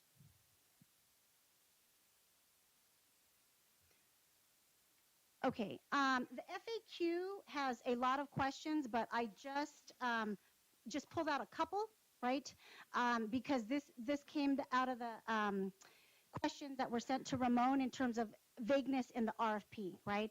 And one was, do you need 30 days of non-school day programming? And the answer is yes, right? And I know throughout the RFP, it looks like 180 days, so I could see where that can provide some confusion. But the ELOP requirements is 180 days, a total of a 9-hour program, and that includes during the school day and extension of the school day, whether the extension is before and or after school, as well as 30 days outside of the school year. So we have 180-day school years. This year, as an example, we had 9 days during the spring break, right? And then we have summer school. So in a July 1 to June 30 year, right, we would have 30 additional days outside of the 180 school days. Do you currently offer before school program? No, we don't, not at this time, right? But we are very interested in offering a before school option. It may not be as high of a number that needs after school, but in the survey that was sent, we had some families that would benefit from before school programming. And truly, when I look outside at Robla Elementary, I see a lot of students on the play yard before 8:25, you know, and the person that is monitoring is probably Mr. Cap or his staff. So we definitely see the need and would like to provide that opportunity. Our current ELOP vendors, Start, Helen, Roberts, bidding on this RFP, do you anticipate renewing their contract, right? The answer was everyone was eligible to apply, right? And so everyone, we had 26 proposals. I'm just going to go to the next one because then it says, will a new vendor be replacing a current vendor, working in tandem with the current vendor, or replacing a district operated program? So just reiterating, all our current vendors were able to submit. So, you know, I recognize that right now, based on the committee proposal, was the top 6 providers, right? But it was intended to be fair and equitable to allow any proposal or any provider to submit a proposal. And then what's the last one? To confirm, this request is both full service expanded learning, including a site coordinator and enrichment provider, with vendors able to submit for either or both. The answer is yes. They were able to submit if they wanted to be at 5 sites or if they wanted to be a supplemental or supporting contract. Oh, I'm sorry. Questions? Oh.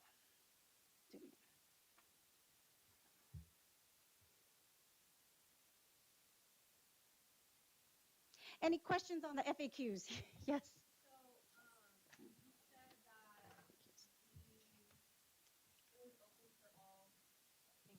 So you said that it was open for all vendors or programs. Was the START program notified that they were also allowed to come up with the program or their proposals and stuff like that? Yes, all our current providers were informed. Okay, yes. Gotcha. And was that, what was the date for that? Was that before February 5th, on February 5th? Before March 24th. So March 24th is when, the RFP was issued. But I'm not sure if you were here earlier when I was informed from, when I received the email from CDE that that grant was going to be awarded directly to Robla school districts. I did have a meeting on February 20th with CDE, us, and START to discuss the transition, and they were aware that we would be issuing an RFP. Gotcha. Yes. And was START also a part of that presentation? Did they get a score? The START program did submit a proposal. Yes. Okay, gotcha. Yes. Thank you.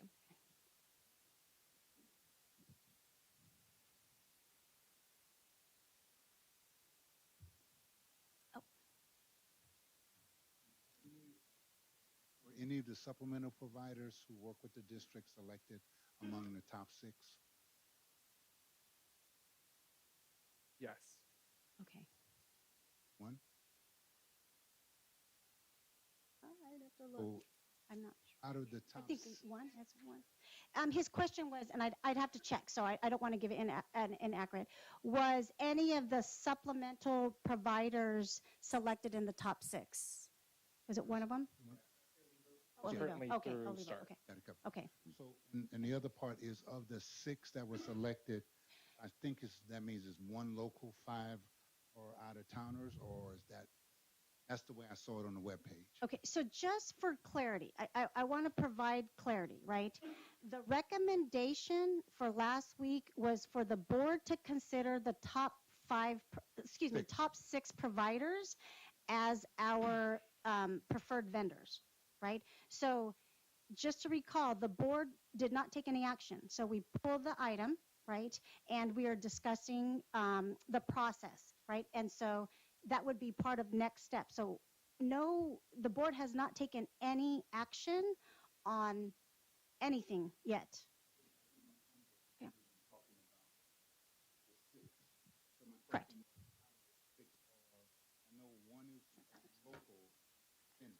If we could get you to speak into the microphone so folks at home can hear. Thanks. Sorry about that. Out of the 6 vendors that were recommended to the board, one of them that I could tell is local? is Sacramento. The other 5 are not. I call them out of towners. Okay. Is that fair? I'd have to get back to you on that. I'd have to look. Okay. Yes. Yes. Yeah. Well. Yes. I mean, by their webpage, they all are. The 5 are out of towners. Okay. Just real quick, actually, a question for you, Daryl. So, based out of town, or what if they already provide services to other districts within the area? Would you consider that out of towners? Just for you? Okay.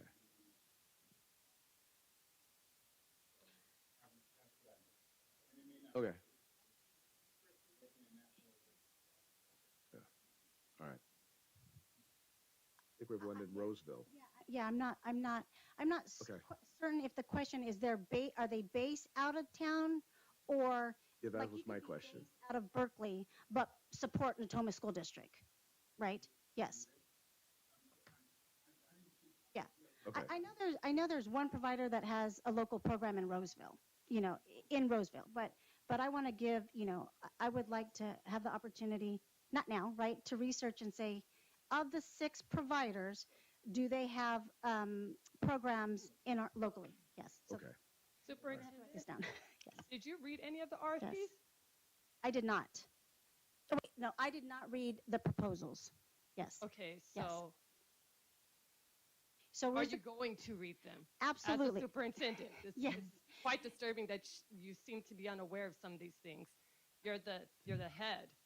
Correct, but I wanted to provide a transparent and fair process, and I am the superintendent. I'm great with that. Right, and so the committee that was put together in their roles and expertise were the ones that looked at the proposals and issued applied the rubric in the RFP. Oh. So absolutely, right, in our next steps, talking about presentations and what we're going to do, absolutely, right, but right now, the board has not made any decision on any of the 6 vendors, right? So the recommendation, for example, could be 6, and they're like, no, we only want 1, or we want whatever. So the answer is yes, I will be looking at all of them. Did I look at pieces? Yes, but I don't want to say that I looked at all 26 RFPs in its totality. That would be an inaccurate statement. I guess what my Yeah. concern is that I understand the process. I've recently had to go through this with my employer. So I understand the process. I guess my concern tonight is that you don't seem really aware of at least the top 6 recommended ones. when we're asking questions. Like, I understand, like, they're taking it to the board, but you don't seem to be really aware of these things. But that was not what this board workshop was for, right? I guess If we had if we were going to evaluate all 26, then that's a different preparation. So well, I'm not talking about 26. I mean, just like when they're asking like simple questions about where are they located, what community are they serving, just the 6 that were recommended, you don't seem to have very much knowledge on that. That's my concern. Like, I would hope that this evening when we came, that you would have some knowledge on it. If we are going to consider the top 6 next week, then yes, I will have information. But there was the intent was not to discuss any one proposal. So is this information public regarding the top 6, or is that like has that been shared yet? And if so, where? So the only top 6 that is public was what the committee recommended to consider at last Thursday's board meeting. So those companies are public of who were the top 6. Yeah. Mm-hmm.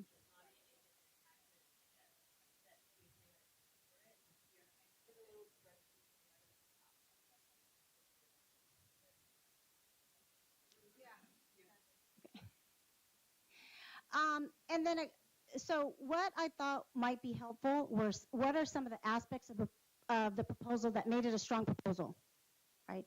And so more complete and specific responses to each of the rubric items, right? Detailed examples of attendance monitoring, tracking approaches, check-in, check-out, retention, improvement plans, and strategies. Detailed and accurate budgeting, high service value for the proposed costs, examples of schedules, lessons, curriculums being used representing diverse subject and functional areas, lists, sometimes very extensive additional resources, vendors, and tools, materials used to help support student learning, fully address the management structure, the employee recruitment, professional development, and retention strategies. Address social emotional learning requirements, the curriculum and staff training, conflict management, student safety, and learning environment. Example of tools and strategies for communications with parents, districts, and sites, staff and leaders for information and recruitment.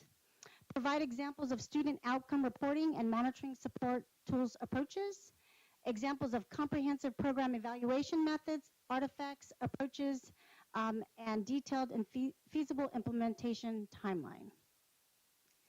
And then this is small. What aspects could have improved a proposal, right? A proposal needs to meet all the basic requirements to be considered, right? Some did not and were not considered. Structure the proposal in alignment with the RFP, right? When your committee is reading a proposal and here is maybe one section and then they're reading the proposal and maybe they said, hey, I didn't see this, and then you go to another section, right? And you find out, okay, this really does apply for professional development. So really structuring the proposal in alignment with how the RFP is aligned. And provide clarity and specificity in all areas. And meet all district budget and service requirements articulated in the RFP.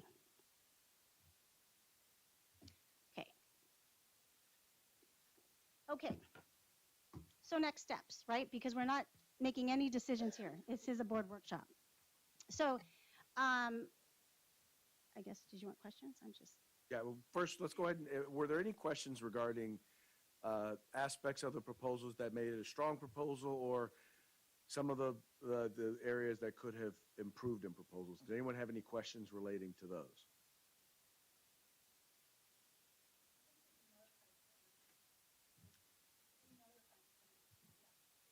And just for clarity, to be notified that, just so I know, that we are issuing an RFP, or help me understand so I better understand. Yes.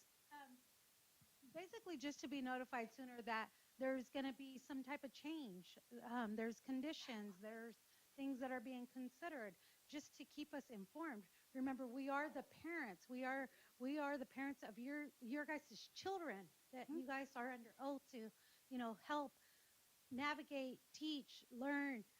Spend, they spend just as much time with you guys as they do at home, sometimes even a little bit more. And so it's important for us to be notified of changes or potential changes, projects, anything that's going to involve our children.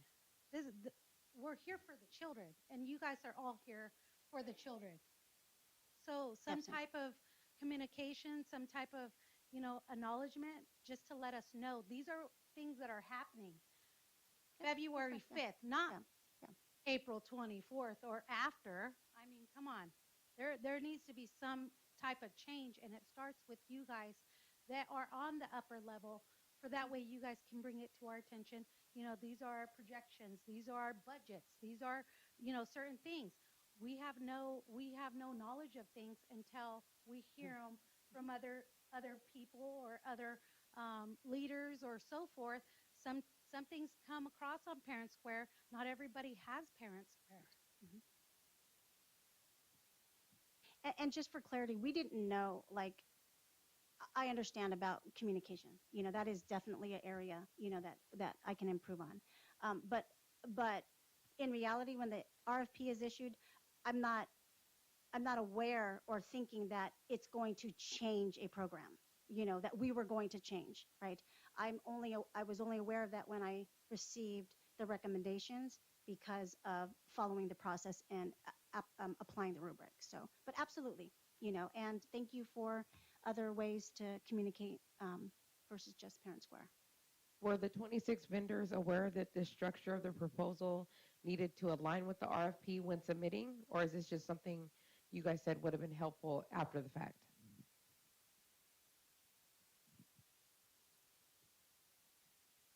I'd have to I'd have to look at the language of the proposal. These are just recommendations when the committee was reviewing it, how it could have made a proposal stronger, right? So if there was a statement that was vague, right? The committee is not there to interpret this line, like this sentence.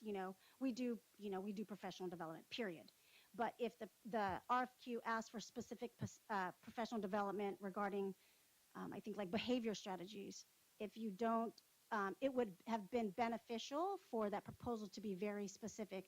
This is the professional development that we are going to provide to support behaviors, as opposed to just we provide professional development. Those are just, I'm not going to tell a provider how to complete, an RFP, right? Or, just like when we complete, our resumes, I don't tell someone what they're going to put. These are just recommendations on how to make a proposal stronger. So as a parent, I just had one concern because I know that this is all rolling over for the new year of 2025-26.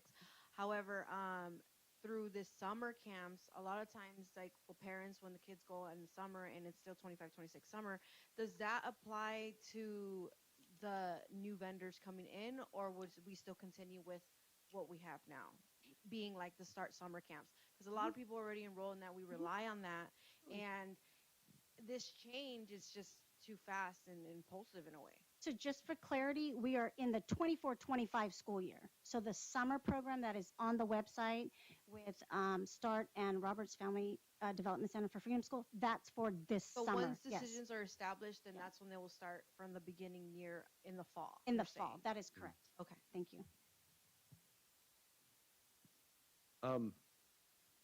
So I guess what I'd like to do, and if someone has a better idea, I'm more than open to it, is kind of breaking next steps into two different areas. I think one is for future RFPs, what are some of the things that we need to look at and consider?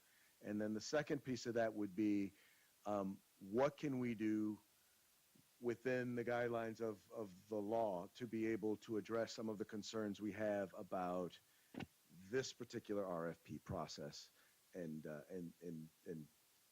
concern going forward. So let's start with, we've had a chance now to hear about the RFP, the process, the history, and all of that. And obviously, there are some things in here, some ideas that folks have already expressed, things that we ought to consider as we do this going forward. I have some of my own, like, for example, including stakeholders in the process and on the committee, making sure we have a parent, making sure we have a teacher if we can have them on there. The idea being trying to start the process a little earlier so that we can actually take our time with the process. This, unfortunately, what happened in this particular case, if we had known this at the beginning of the year, at the beginning of the school year, we probably could have been a little bit more deliberate in the process. The fact that we found out on the 5th of February kind of basically really shortened the amount of time that we had to really address this. So perhaps, one of the other things we probably would have done was had it, instead of as an action item at the last board meeting, have it as a discussion item so that we could have talked about all of this would have taken place, all this conversation at the last board meeting. Let's see. Part of the rubric, I think, for me, for the future, I'd like to see probably a little bit more, and I know it's talked about a little bit in terms of staffing, but part of it being community engagement and partnership within the community. Because, for example, whoever the providers are, there's nothing that says that, if they're providers and someone else was working, for example, for START or for Roberts Family Development Center, there's no saying that that they wouldn't be considered to work for the program as well. Are you going to look at people who have experience working within the community, working within the schools, working with extended learning programs, but talking about what is that community partnership and engagement piece going to look like? I like the idea of part of that being an interview process. I realize we had a shortened period of time, but actually including as a part of this, not just a rubric where people get to write stuff out, but actually doing an interview process. If that's something that can be considered once again in the future. Can I just comment on that? Yeah. So the intent on when we get to the point, because we're not there yet, right, Mhm. of who the providers are, Right. and we are discussing issuing contracts, the intent is for them to have a presentation, right, for the families to see what the program is, what they offer. So that is part of next steps. I think what the concern is that at least with the committee, so that we know before we consider them to be an approved vendor, as opposed to waiting till after for them to be a considered. Once again, I realize it was a little difficult because we had a truncated period of time, but I think in the future what we do is have that interview as a part of the process. Okay. One of the things I'd like to see as a part of the evaluation process, obviously we should be doing as a district a survey for everyone who's involved, and whoever the providers are, their commitment to participate in the promotion of those surveys or evaluation. And anyway, that was about it. Once again, and these are just things that I'm saying. Once again, this doesn't address our immediate issue, but these are things that as we go and we talk about RFPs in the future, these are things that maybe we can try to incorporate in order to improve the process. Anyone else have any suggestions? I want to expound on some recommendations that you had. So I don't think it's enough just to have a parent or a teacher. I would say you should strive to have a representative from each constituency, from each site as well, like a teacher from every school, a parent or two from every school, or some representative that can go back to the school and talk. Maybe the parent-teacher club sends somebody or something like that. And I would say make it a concerted effort to find somebody, not just a one-time email. If there's, so I feel like sometimes parents are busy. Like you said, we have a lot of things we could be doing tonight, and we're here, and we want to be involved in these things. And sometimes we forget to reply and select that we're interested, and we would make the time if we had a reminder or something. So if you're in the future, if you're going to solicit parents, like keep that in mind and do try to get someone, because I'm sure there's a difference in you sending an email out and asking parents, do you want to be involved, and our principal or our children's teacher, or being voluntold, because maybe our teacher, our child's teacher knows, hey, this person would be so great, or they're looking for an opportunity. So I really would like a concerted effort. I know teachers might be hard with their contracts and things like that. I want to respect their time and the dedication that they already give us, but I think someone from every site, because every site is different. I will admit, I don't know what goes on the other sites and what their interests are. And so I would feel really bad as a parent trying to speak for another site. And then also, I would like in future RFPs that are going to directly affect our children, similar to this, that the vendors are asked to provide student and parent testimonials, preferably either video or voice. That way it is not written down and easy to be faked, and you can hear it in those children's own words or in their own writing, perhaps, if they want to maintain some kind of anonymity. I know some of the programs did collect those, and I don't know if they were turned in or not, but I think that would be a really important category if you're creating another rubric. And I also think that, like you said, an interview process, but just something more iterative where there is more discussion involved. So I do like your ideas, but I would like us to strive for a little bit more than what you listed. Thank you.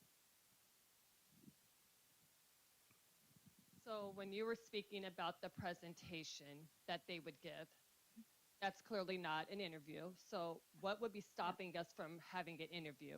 Because these companies who want to provide the service, if you tell them, hey, next week you guys are going to have to provide presentations, they're going to want that contract, they're going to do what needs to be done to provide those interviews. Is that something that we could do? Like, is that in the next step process, like they could have in just involving the parents, they could do something like this where they're able to put that out there, but also we could do like the top 6, but also include our current providers to give them opportunity to present at that same time. No one's saying that they're going to go with them. We're all able to see it, but it gives them an opportunity. And that would be something that's more fair and equitable, but also it'd be something if they did allow the parents to come and participate or the staffing. But an interview process just seems like it would be a must. I'm sure like they wouldn't have just hired you without interviewing you. It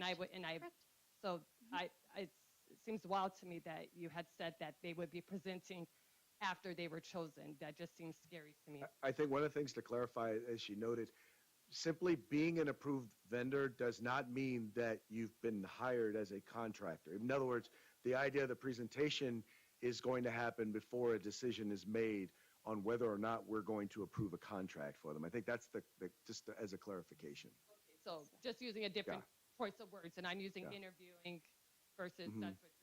So when you're saying that they're approved, like there's someone that would be interviewing, or you guys would be interviewing at that time.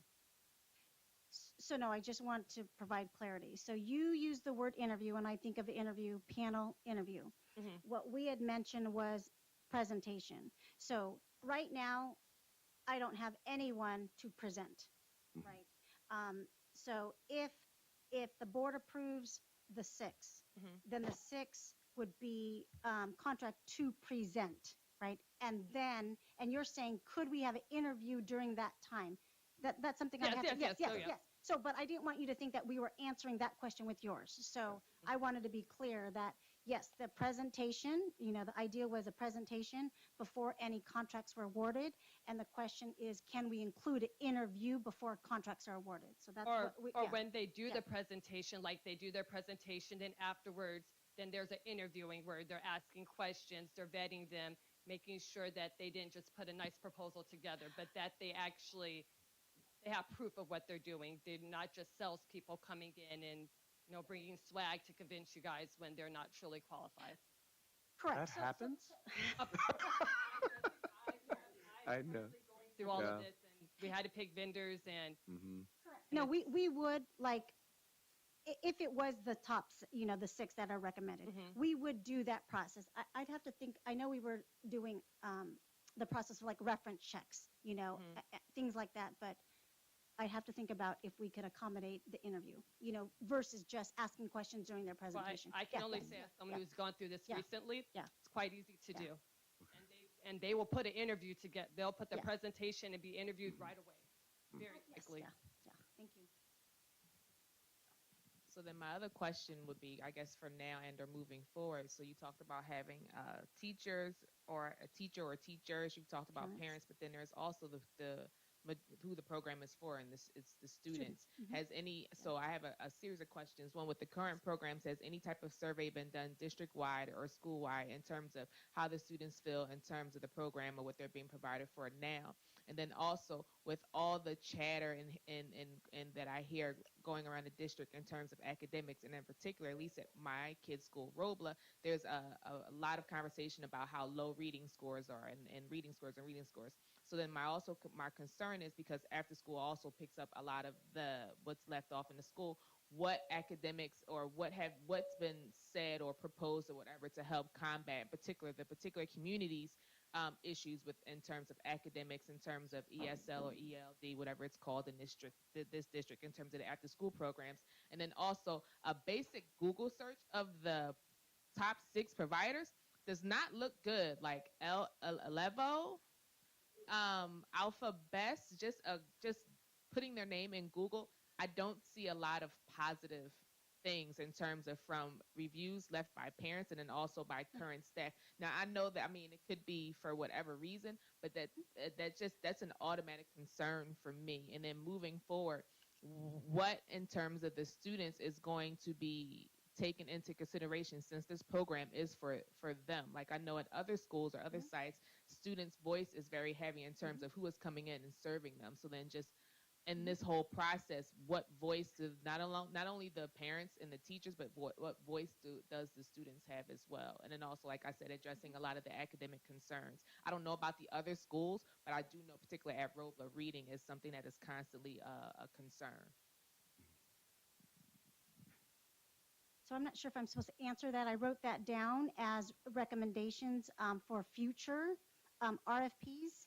So, but yeah. You can answer it moving forward, because you said because those are the top 6 vendors. So then moving forward, what voice does the parents, teachers, and or kids that the program is being for? There should still be some voice moving forward in what you're doing now, as opposed to, well, the board is just going to do what they're doing, and then we'll let you know what we've chosen without any additional input from the people that it's being served for. And then also in terms of what I'm curious as to what the vendors have proposed in terms of the academics, because I know Robla as a whole, there's a lot of struggles with academics, but then I can only speak for Robla and what I've heard. And so I want to know what these vendors are bringing in that's supposed to be different to help improve the academics that our current providers aren't already trying to or aren't already implementing, and what that relationship between those outside vendors and the school will be in helping to address those issues that may be different from how is that going to be different than what the current providers are already doing, working hand in hand with the schools currently. And then also, because with that, studies show that there is a direct correlation between continuity and academic improvement. So now to pull the rug from them and then hire in new people, how have we thought about the long-term effect of a district that is already struggling in certain areas academically, what that's going to look like on the long terms, in terms of after school supposedly helping to pick up some of that slack? No. Very, very good points there. And for that reason, too, as to clarify, what the chosen vendor, once there is one, would they have a contract of 3 years, or would it be every yearly RFP? Would there be a yearly RFP with that? Thank you. For this current RFP, it's only for 1 year, because I already know, and to be transparent, we will have an RFP for the following years.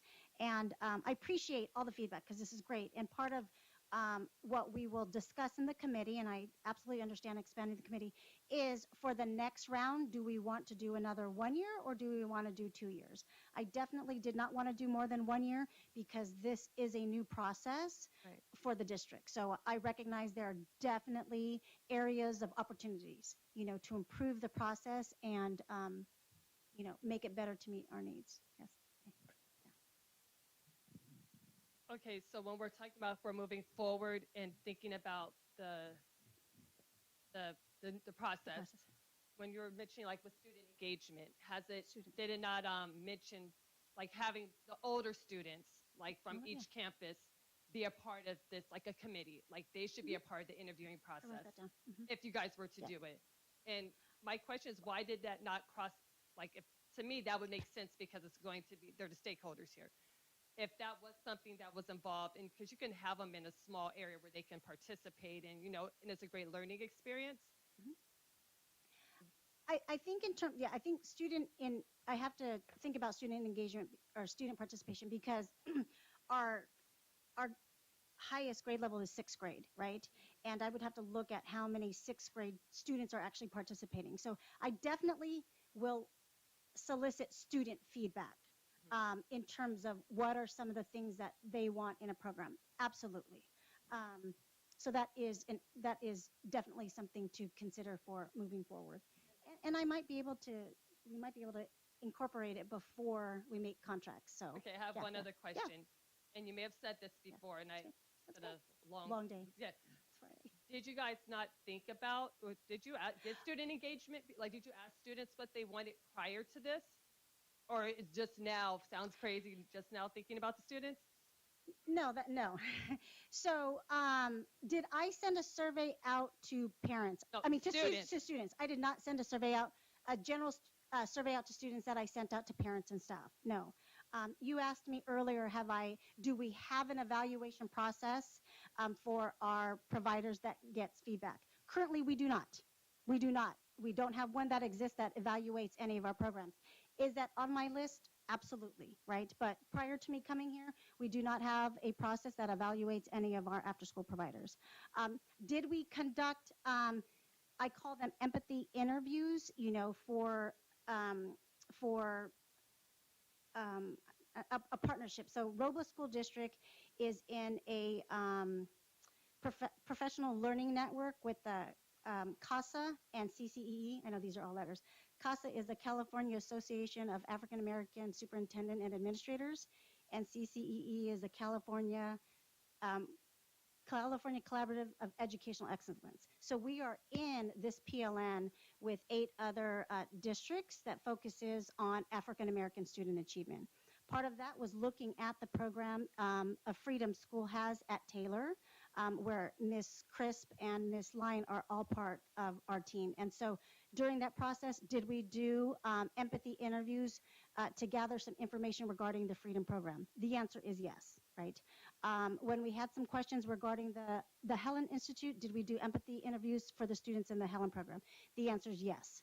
Have we conducted any interviews with any of the students in our START program?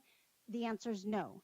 Did I plan on doing a evaluation at the end of this school year? The answer is yes, right? So that almost answers your questions, but we do not have a current evaluation process in place that has evaluated any of our current providers. That we have all the providers do a presentation to the board, right? But in terms of a formal evaluation process, we do not have that. So I guess the obvious question is you can kind of see the problems and or pitfalls in some of that. Not only does that limit having that information not only helps the district but it helps also in terms of future funding, because having that connection between the kids who are attending the after school program and their scores, and not just an empathy interview, but also hardcore data that shows any academic achievement or development throughout the course. I mean, I can't see how that would hurt the district. But then also not just sixth graders, but there are ways you can do you can do surveys with. I mean, I've done it before with smaller kids without swaying them one way or other, but just getting concrete information to see. So No, I apologize. Let me clarify. I apologize. I meant what I was responding to was having a student on the committee to review an RFP. That is where I would have to process because I don't know if I would want a third grade student or fourth grade student on the committee. But yes, do I want to get feedback from all grade levels? Yes. But when I wrote down I didn't mean the recommendations, RF. I yes. didn't mean in terms of the RFP. I meant in Yes. terms of the current programs that are Yes, provided. now. feedback, yes. The intent was to get, the evaluation was for all students in the program, and, I know kindergarten might be hard, but when we did the interviews, we interviewed as low as kindergarten students because we read the questions to them. So yes, but so I might have mixed it, when I wrote down parents, teachers, students on the committee, my response was it would be challenging to have a student on the RFP committee. Real quick, in terms of evaluation, and it's probably more of an Elliott question, do we have the ability to track students who are participating in programs like START or Roberts Family Development Center and take a look at take a look at their test scores and whatnot? Yes. And that doesn't even require, that just requires a pulling together of the data. That is correct. Okay. We plan on doing that. We just started tagging them. Yeah. Well, yeah, and by the way, just so you know, in terms of, I had a thought in my head and it just dribbled right out. Anyway, any other questions regarding going forward? I just have a comment in Yes. regards to getting the youth voice into this process. It would be cumbersome to have them involved in the RFP process, but could they not be involved in the interview process of the vendors?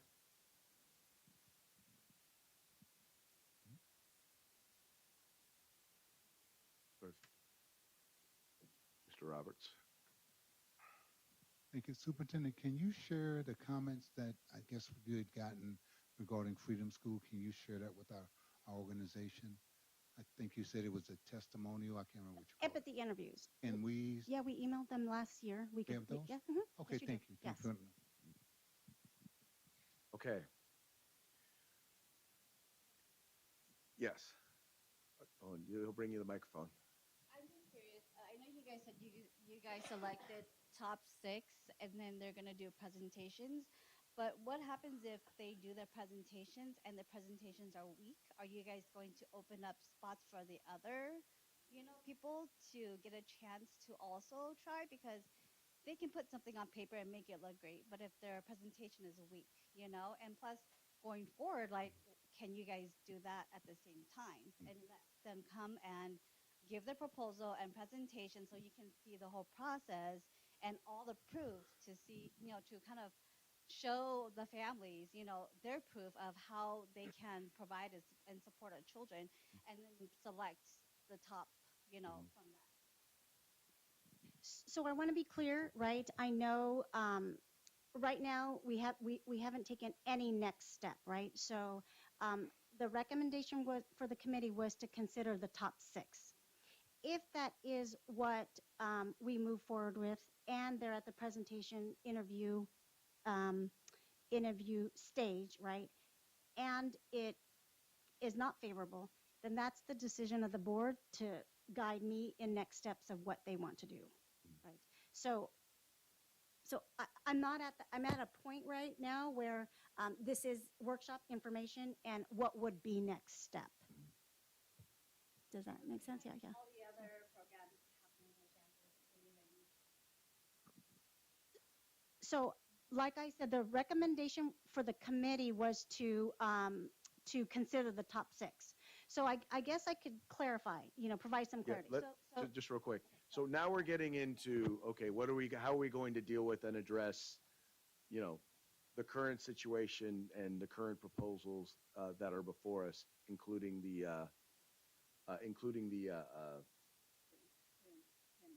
yes, ma'am. Exactly. Really quick, I'm just going to read the social media ones as well as the assembly. So Okay. some of the YouTube comments are obviously mentioned throughout the footage, so it might not pertain to this moment. But from Desiree, Amen to that. Please don't try and fix something that's not broken. Please keep START program. Ryan said thank you. He also said keep START. Uh, Jorge said on the comment regarding superintendent's involvement in reviewing and screening the RFPs, I think it's her decision not to get involved and allow the committee to review what was most prudent. This allowed for full review of members of the committee to score and evaluate fairly, especially as the committee, are seasoned educators, members of the Robla family. I would expect, as the superintendent mentioned, that she would assume her oversight after the appointment committee presented the recommendation.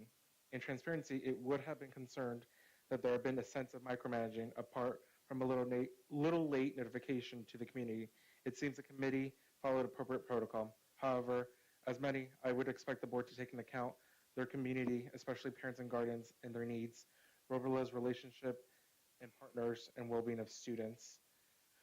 From Danielle Surgeon, Robla District has always been driven into its core value relationship building and the families of its community. The START program is a pillar of this community and has been a solid relationship in the district for 20 years. Replacing the START program would devastate the Robla community. There are former Robla students who now work for START, Robla parents who work for START, Robla teachers who are contracted with START to support the alignment between the program and the district's mission and vision. Robla District has certificated staff who once worked for START and assistant principals who worked for START. START and Robla District have always been intertwined. Why replace a pivotal program that has been foundation of expanded learning in this community? Why not collaborate instead? START contracts with some of the very programs identified through the RFP to be possible providers for the 25-26 school year. START remains the core expanding learning, while the providers bring additional enrichment services, as START remains a bonus. Why eliminate one when it has successfully been working for all? START has also successfully worked with other ELP providers, Freedom School, right here in its very district. So as I say again, collaborate rather than eliminate. The ultimate goal is to bring more qualified services to the students of Robla. You've already have high quality existing through your START program lead by highly experienced coordinators. Perhaps it wasn't fully captured through the RFP on a piece of paper, but is observed daily at the direct point of the service of the Robla campuses. I ask you to truly reconsider the idea of parting ways with such a valuable partner, and instead of thinking of the opportunity of sustaining START as your ACES ELP foundation, while collaborating with other ELP programs to bring the most services to the Robla community. Thank you. Daniel Sturgis, a dedicated stakeholder and provider of Robla School District for 8 amazing years. And finally, Maria said, hello, I'm a parent to students at Glenwood Elementary and president of the Glenwood Parent Teacher Club. I appreciate that the board decided to suspend the vote and offer the community the space to provide feedback. Unfortunately, I was disappointed with the review and grading process for selection of the LP provider. I feel it was a huge miss and disservice to our children and leaves parents and teachers out of the process and only include one administrator. Parents and teachers know our students and the students in the best and intimately understand their needs. I'm frustrated that the people most knowledgeable about our kids weren't included in such important decision. I also want to express my overwhelming support and appreciation for the START program. While it provides for our children, the START staff at Glenwood have been fantastic to work with, and some of other people, right, kind parents, teachers who know our kids best. They provide so much more than just after school care for families. They provide academic support, extracurricular activities, friendship. They are in constant communication with parents, teachers, and our true partners. I don't believe START program was given sufficient consideration, especially given parent teachers were left out of the process. I ask the district to reconsider the methodology of this decision. That's the rest. Okay. Yeah, that's it. All right. Yeah. As we go forward now, first of all, in terms of considering what we can do, what are some of the things that we need to make sure that we consider, whether it be in terms of timing, that we need to consider fiscally, and what we need to consider legally in terms of going forward dealing with this year's proposals process? I know that's a big question. Okay, what are the things that we need to consider as board members as we're making a decision that we need to consider going forward? So in other words, what are the things like legally that we have to keep an eye on that we have to consider in whatever we decide, whatever direction we decide to go fiscally. And then in terms of timelines, programmatically. Okay. So process-wise, let me just say one more time. The recommendation to the board was to consider the top providers, right? You can, if that is the agenda item and you take action on that, if you approve the 6, then we are moving forward in the next stage of the process with the 6. If you deny that, then we start all over with the RFP, right? RFP process. Real quick, can we amend the motion, or can we change that? Yes, that's the next Okay. thing, yes. All right. And the next thing you can do is amend the motion. And it takes a vote, a recommendation, and then a majority of vote to amend the recommendation.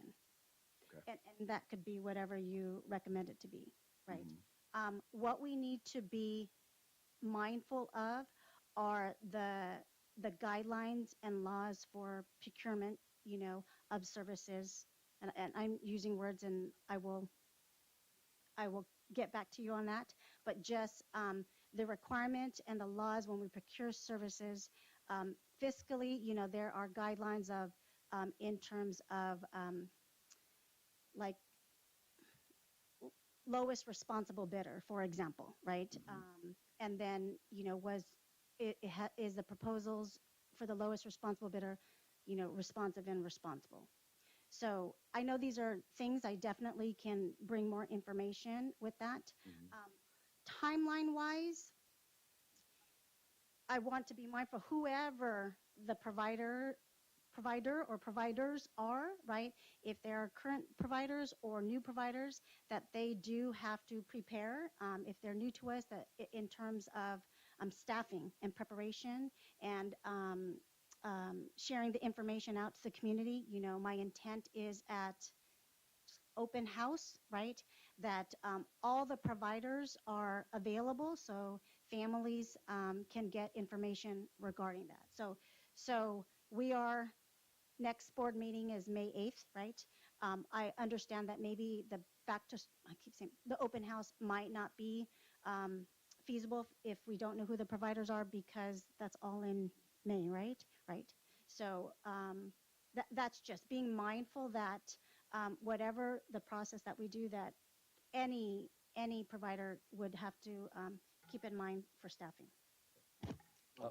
That's it. So one of the things I wanted to just be real clear of. So for example, if we amended it, we couldn't, because of what you talked about in terms of like, for example, the contracting law or bidding law, we can't just say, okay, well, we're going to take these 6 and then add START and Roberts Family Development Center. Whatever accommodations we make available have to be made available to everyone who submitted an RFP, correct? Or do we know that?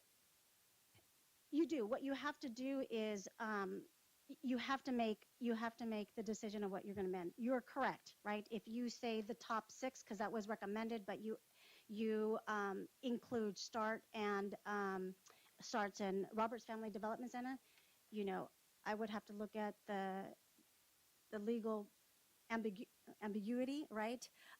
For those that did not have the opportunity to be considered if they were ranked higher than those 2 providers. Exactly.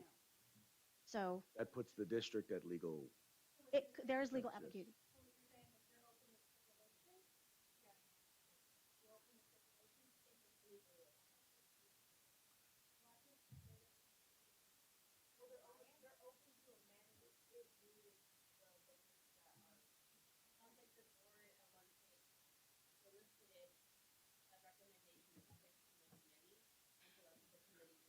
No, let me clarify. The board did not.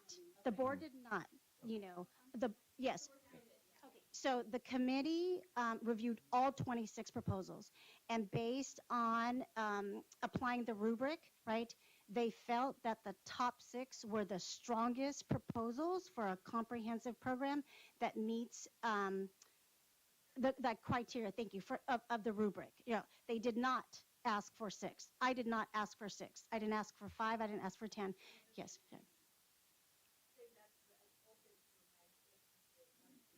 So, I mean, you could yeah, say I'm going to amend. I'm sorry. the challenge is what we wanted to do and what was important to have in this is an open and fair and objective process. As I think was stated earlier, no one expected in this open and objective process, because we've seen, you know, everybody had the same timeline. Everyone had the same information. Everyone knew the requirements and what we were looking for in the RFP. No one expected for all 3 of our current. Well, I'm talking about in terms of those who submitted proposals, in terms of vendors. I'm sorry, in terms of vendors. I don't think anyone here expected all 3 of the vendors that Robla had to not make to be ranked so low. Nobody expected it, and I can tell you that it was a concern to the board that was in fact the case. The challenge we're faced with now is there was an objective process put forward. There is clearly, based on that process, certain vendors that were highly ranked above the others. So the question is, where do we go from here? How do we then, if there are vendors, we have to then allow, if we want to allow for vendors to have an opportunity to still be included, it has to be done in an objective manner, meaning we can't now say we're going to do something that's going to favor these vendors that we used to work with. We have to create an objective process, in particular one that is fair to those vendors who ranked higher than the vendors that we would like to see have an opportunity, if that makes sense. Yes.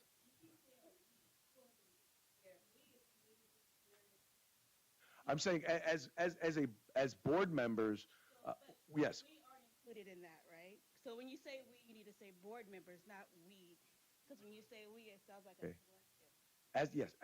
As a board, we have certain legal requirements we have to meet, because if we're unfair to anyone who submitted a proposal, that could put the district at legal jeopardy.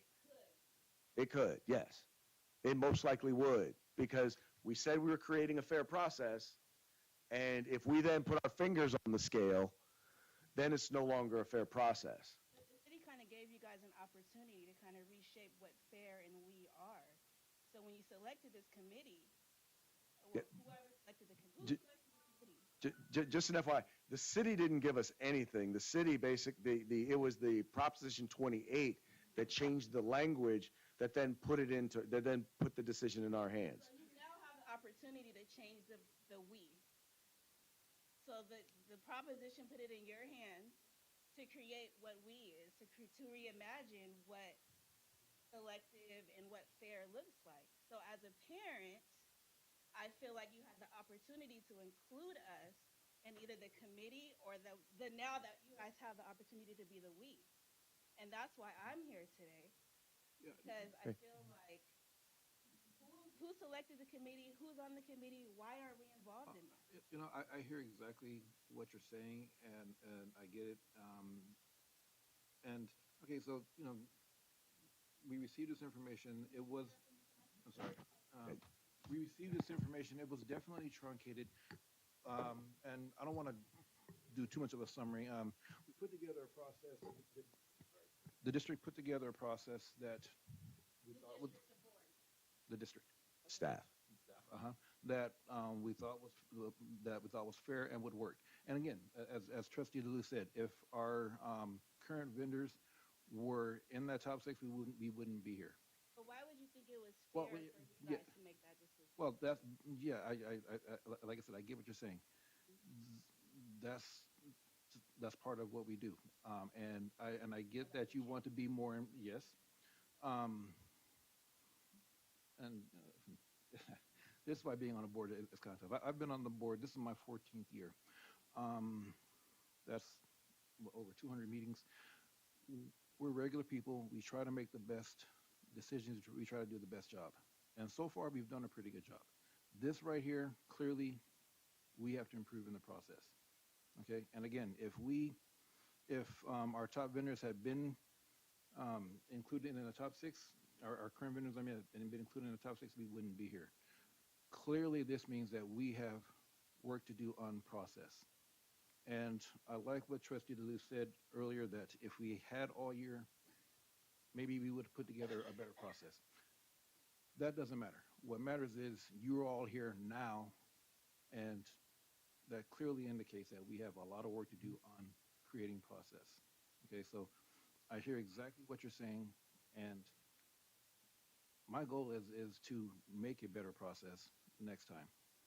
We still have a lot of work to do right now, but yeah, we will make a better process. And just, let's just be clear. We could have the perfect process. It doesn't mean that the outcome would change. It doesn't mean that people who are not included now would be included. If improving, I'm just going to be honest with you, if you believe that improving the process means that the vendors that you specifically want, that you specifically want, that you specifically want, that you specifically want, are going to be guaranteed to be to be selected, that's not what a process is. My point Yeah. is you're focused on the fairness of selecting the vendors. My focus is on the fairness of including us in the process. The committee, who was on this committee? Who were selected? Were there any parents whose kids are already Yeah. in the program? Any teachers who know our students? Any actual students? Like, who is this committee? And that was actually one of the things that we just discussed. We were talking about as we go forward in future proposals, right? Well, for right now, though, we've got to make a decision as to how we're going to address the situation right now. We the board have to make a decision. No saying. Well, that's the reason why we're talking. We could just make the decision, but we're here talking to you to see what are the possibilities. That was the first thing. What are the constraints or things that we have to deal with in that process? We're here having this conversation so that we can come up with a solution. For next year's. Yes. Well, once again, no one has been selected. There's simply a list of proposed, approved vendors. Yes. So are those 6 after this conversation? Can those 6 be changed, or is it the end? Well, that's what we're discussing. That's what we're in the process of discussing right now. But that's an option right now. I don't know. That's why we're talking. I don't know that we can take away from them. The question is, can we add to the list of approved? And what are our constraints within that? Okay. So really quick, you guys are talking about being fair to the vendors that applied for this RFP process. But what about being fair to the people that have already been here? When I want to get rid of an employee, I have a list of things that have been wrong. And I feel that never was any of the programs here told, hey, this is what's going wrong. If you don't change it, more than likely, we're going to have to move on. So what about being fair to them and following a process for those people too? It's not fair that somebody's going to be removed without any write-ups, without any warnings, without anything other than, oh, well, there's now, based on an RFP, they scored higher than you, and now we're going to move on. I think when you want to get rid of somebody, parents have to be involved in that process. Students have to be involved, and none of that is in place. None of that, you guys said it, that none of that is in place. So it's not fair. And just to be transparent, the intent is not to get rid of, right? That's a narrative out there that makes it challenging. The intent was not to get rid of any program, right? The intent was to have a fair and transparent process because we did not have one. So I understand that the results did not include our current vendors. I recognize that, but the intent was not to, have a process that eliminates or include. It was to have a process that's fair and transparent. So. But it's not being fair when the current programs haven't been evaluated, when the parents have no say in whether or not they want change. If no one is asked to say how they feel about something, or that's just not a fair process, because there's already a lot of information that's lacking before you guys want to make this change.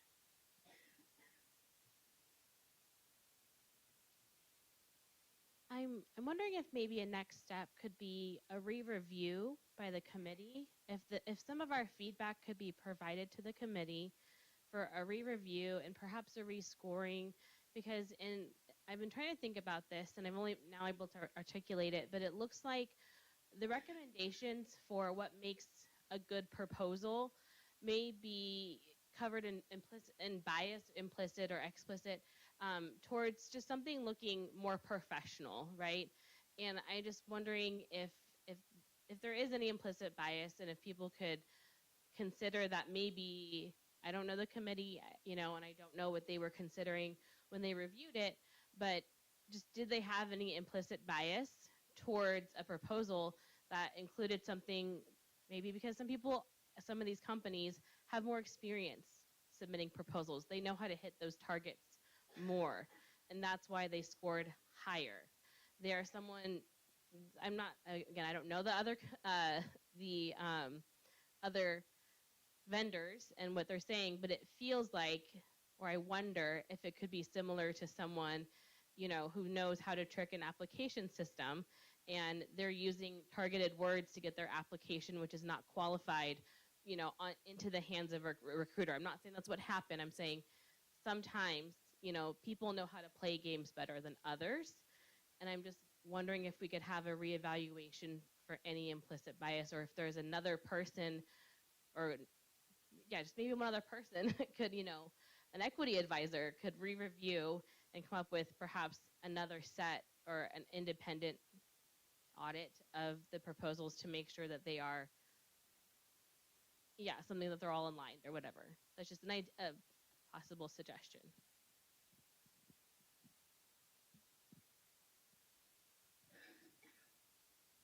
I guess my question is, because you're bouncing back between the committee and the board. So moving forward, because at some point, it's moving forward regardless. So moving forward, the committee or the board is now reviewing the top 6 vendors. So right now, as of today, there's no one to review because the recommendation from the committee was to consider the 6. Let's just pretend it's that easy. I mean, it's that simple. So the committee kicked it up back to the board now. The committee kicked those 6 to the board. Now the board is looking at those 6 vendors. The board has to consider if they want to. The board will take action on if they're going to consider the 6 providers. If they say yes, right? If they say yes, then we would move those 6 providers to the next step, right? Go ahead. Sorry. So then moving forward, I would maybe ask that you take a step back and have people, the other stakeholders that have been mentioned several times today, see if there's potential to have them placed on the committee to then review those 6 or what. I don't want to say 6 when you say you received way more, but I understand with time and all the paperwork involved in that. It's just my concern is you're talking about moving forward. And so if it's been voiced several times that there should have been additional stakeholders in this committee and there has it, then maybe there needs to be a step back to add some of those stakeholders to this committee to look at information before it's then kicked back up to the board, would be my suggestion, perhaps.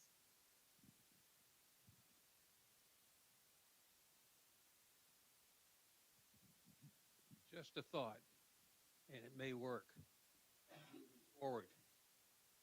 What would the outcome be if the board reviews this and at the meeting the vote is a no vote, unanimous no vote on accepting the proposal of the vendors? Where would we go to from there? In other words, you sat there and said, no, we as a board do not approve of this recommendation that's been presented to us. Then where would we go from there? So just for clarity, the recommendation was for the top 6. So if the board took action that they didn't want to move forward with the top 6, is that what your question is? Yeah, if it comes to a vote and the vote is a unanimous no, as a board, we do not approve of this top six, or what's been recommended to us? What would be the next step for that? What's the next step? RFP starts all over. Okay. What position would that put us in for services next year? We have, Is You know- not a given. I can't say because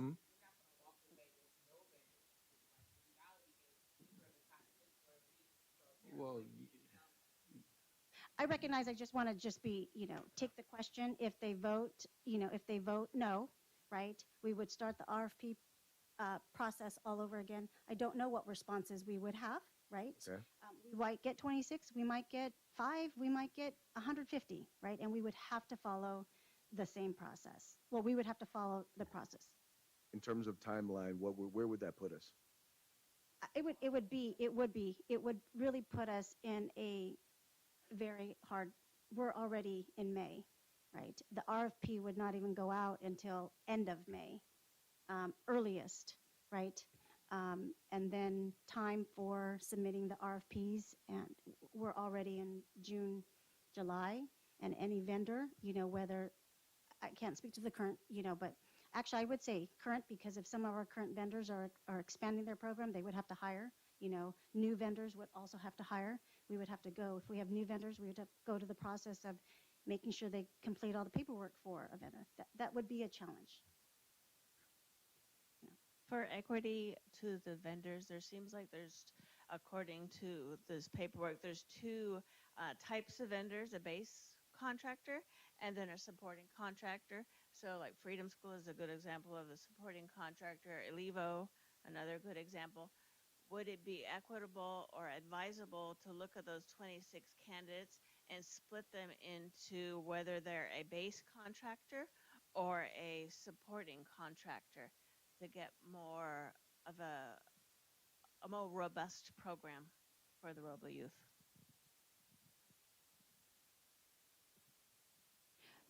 So I want to be transparent. Like, I know you mentioned Elevo, right? And they have been a supplemental program for you, right? I wouldn't make the assumption that they did not submit a proposal that is complete and not just supplemental. I just want to be transparent in that. Yeah. Yes. Okay.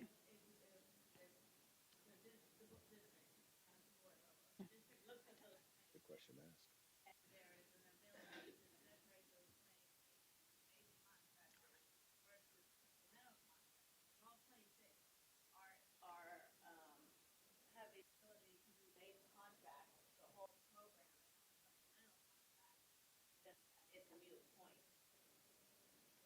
All 6? Oh, all 26. Okay. Yeah. When the district or the committee looks at the 26, I'm sorry, when the 26, when the committee, thank you, Lily, when the committee looks at the 26, are they able to be separated into programs that are requesting base contractors versus supporting contractors? And if they are, is that how we can get some more, I say we as a community, get more of a robust offering of programs for the youth?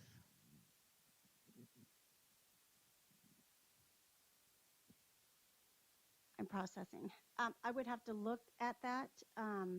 I know that, just an example, as a top 6, they were all comprehensive. That provides, a whole full service program.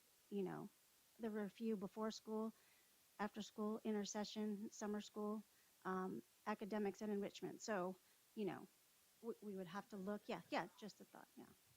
I have a question. If the board rejects the recommendation, is it possible to extend our current contracts? That I would have to get advice on that, just because we've gone through a legal process, and our current vendors were part of that process, and so I would want to get some advice on that.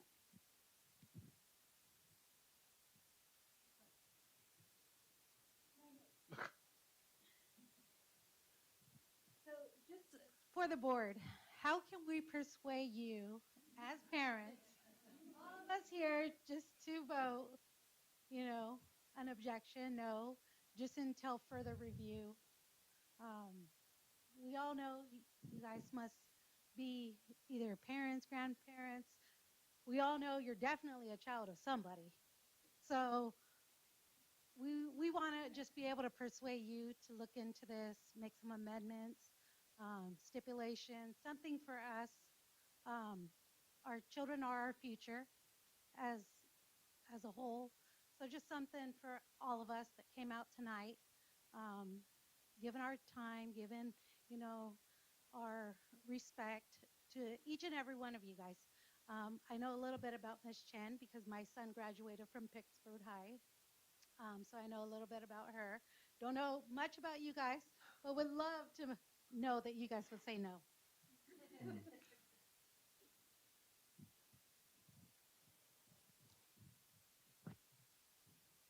Any other questions or comments? Yes, ma'am.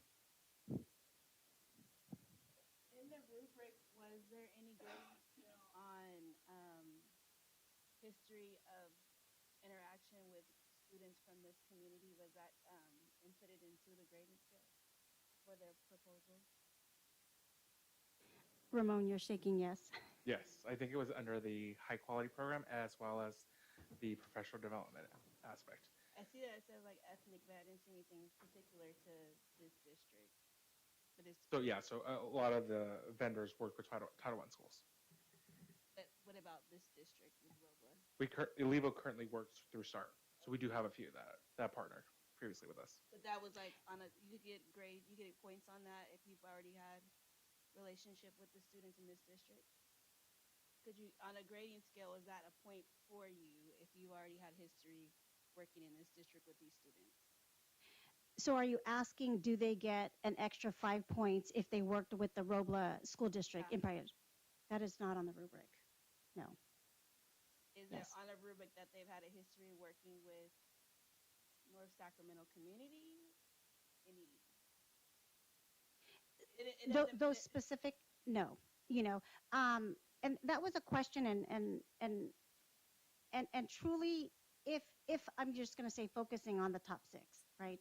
If I was focusing on the top 6, the information, if that's the direction that I was going to get, would be which providers have worked with our Robla School District. I know off the top of my head, 2 of those 6 have worked in the Robla School District, right? And they could have been parallel partners through START program. So I do know that one of the other ones that has not worked in the Robla School District has worked with Title I communities and has worked with districts in the northern or Sacramento area, I guess. Sacramento. So I would bring that information, but and truly, you know, I understand, right? Absolutely, you know, you know me, so I'm from Pittsburgh. I'm from a Title I community. I know what makes it the population. That's one of the reasons why that I applied for this district, right? So I hear you, but again, right, the intent was to be a fair and transparent process. And could we in the future consider, you know, providing an extra point or so? Probably, you know, we can, but in reality of the 26, right, there were several of them that would have benefited from that extra point that have submitted. So, yes, yeah. One of my concerns is that having program here that even if it's a Title I, each that's like saying all one race is the same. We're all still different. We are. And so if there's an organization that is an after school program but still has ties to the community that a parent can go to afterwards or has connections and relationships outside of just the Robla School District with other organizations within North Sacramento, that should definitely be considered as like a point on the rubric system, in my opinion. I just want to, you know, I absolutely recognize that moving forward, you know, having parents and teachers, you know, I recognize that, and student voice, you know, But I do want to, acknowledge that the committee, the individuals on the committee are experts in education, right? And so, when we have a conversation, could we rescore or re-look at into considering, it is a process. Could we improve the process moving forward? Absolutely, right? But I really want to maintain that it's a fair and transparent process. And if there was, a consideration, and I'll be transparent, I'm not sure if we can rescore, right? Because I would have to get guidance. And when I say guidance, it's legal guidance, right? And it is important to get legal guidance because in the end, we are talking about huge contracts, right? And so we want to ensure that we are fiscally responsible and legally responsible following of the process. And so, yes, moving forward, absolutely, can we improve the process? But I am very mindful of making alterations right now to the scoring because our current vendors are not on there. That is, I'm very mindful of that because the process was fair and transparent to all. And so if we were to say, like an example, the 6 or the top 2 and then add our two of our current vendors, right? What position would that put us in? Because there was a rubric and now we are considering others. So I hear all of you. I just want to really thank the committee because they do have expertise in education and they've worked in our district. Many have worked in our districts for a long time, right? And so they do know who our students are and what our community needs are. So I want to just, thank the committee because it was a difficult time, a real quick process, but they are just, they are district administrators that have been in our district, I know for me it's a little triggering when you say experts in education and you talk about rubrics and stats as an African American who's like in this system where we're based on a lot of what's on the paper, what stats, what shows up on the paper. It's not a real reflection of like who we are and what our needs are. So I just want to like put that out. They could be education experts, but that isn't the only expert that's needed in these decisions. And that could be very triggering to say they didn't score on the paper because historically, when you look at a lot of testing and a lot of things with our community, if it's not on the paper, then it doesn't count. Which in reality, that's not. It doesn't tell the whole story. Hypothetical, and this is something that I've been thinking about because I do know that we do have vendors who are interested in taking a look at how they scored and seeing if they might be able to improve their proposals to fit if we were to approve the 6 vendors as approved vendors, one, that doesn't limit others from eventually also being included as approved vendors. If we were to say and make available to, after that process, to all those who submitted proposals, the opportunity to review their proposals and make amendments to it to see if they might be able to improve their score, is that something that, one, falls within, because once again, it's something that has to be made available to everybody who submitted. One, is that something that falls within the legal realm of what we can do? that I would have to get guidance, and I'd have to get guidance. Okay. And just for transparency, if you were going to allow anyone, if we were going to allow any vendor to rewrite their proposal, that would be allowing everybody to rewrite their proposal. Mm-hmm. Yes. Well, I get that. I get that. Yeah, no, that's my point. Is I wanted to make clear to everybody is that we can't just offer that to the 2 vendors who are or 3 vendors who are already who we are already working with. It's something that would then have to be opened up to everybody who didn't make the list as an approved vendor. And I don't know how many of them would take advantage of it. I imagine more than just the 2 vendors that are here tonight. But once again, I'm just wondering, is that even a possibility? I would have to get guidance. I just want to say something real quick, and I'm stressing the young lady over here. Excuse me if I just call you young lady, Mr. Caesar, and and the lady back here, young lady back here. I'm sorry, I'll be fair. Um,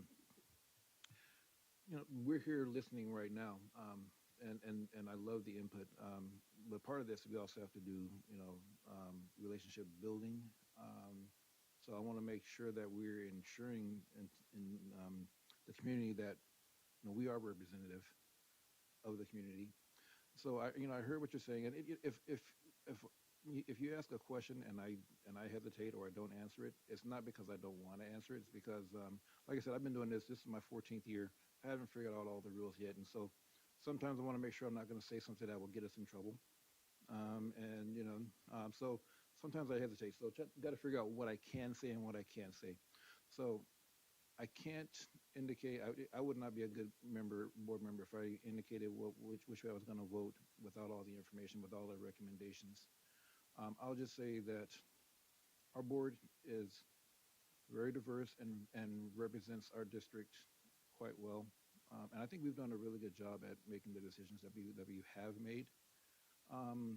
So I know that all the opinions that I've heard, they've been shared. And when we're in closed session and when we're late to meetings, things like that, we're having discussions.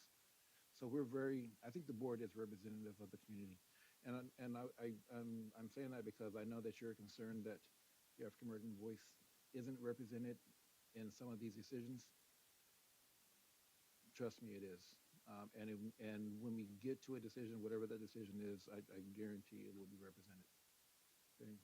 And the district, I love this district. The people are very dedicated. Did we get everything right? No. Is there room for improvement? Absolutely. And none of us are satisfied with where our students are performing, and we are working on that. But the people in this district, whether they're on the committee, whether they're a custodian, whether they're a bus driver, everyone is committed to our children and to making sure that they succeed.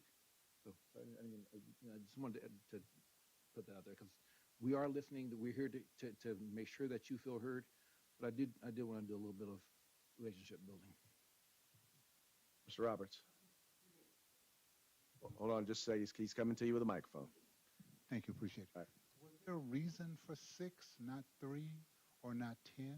Or was it just an arbitrary number? Or based, this is the first time I've seen the scores. So everything above 70 was at 6. So was that the cutoff point for a reason, or just happened to be what the committee selected? The committee felt that the top 6 proposals were the most comprehensive and highest ranking of all 26. So they recommended 6. Okay. Yes.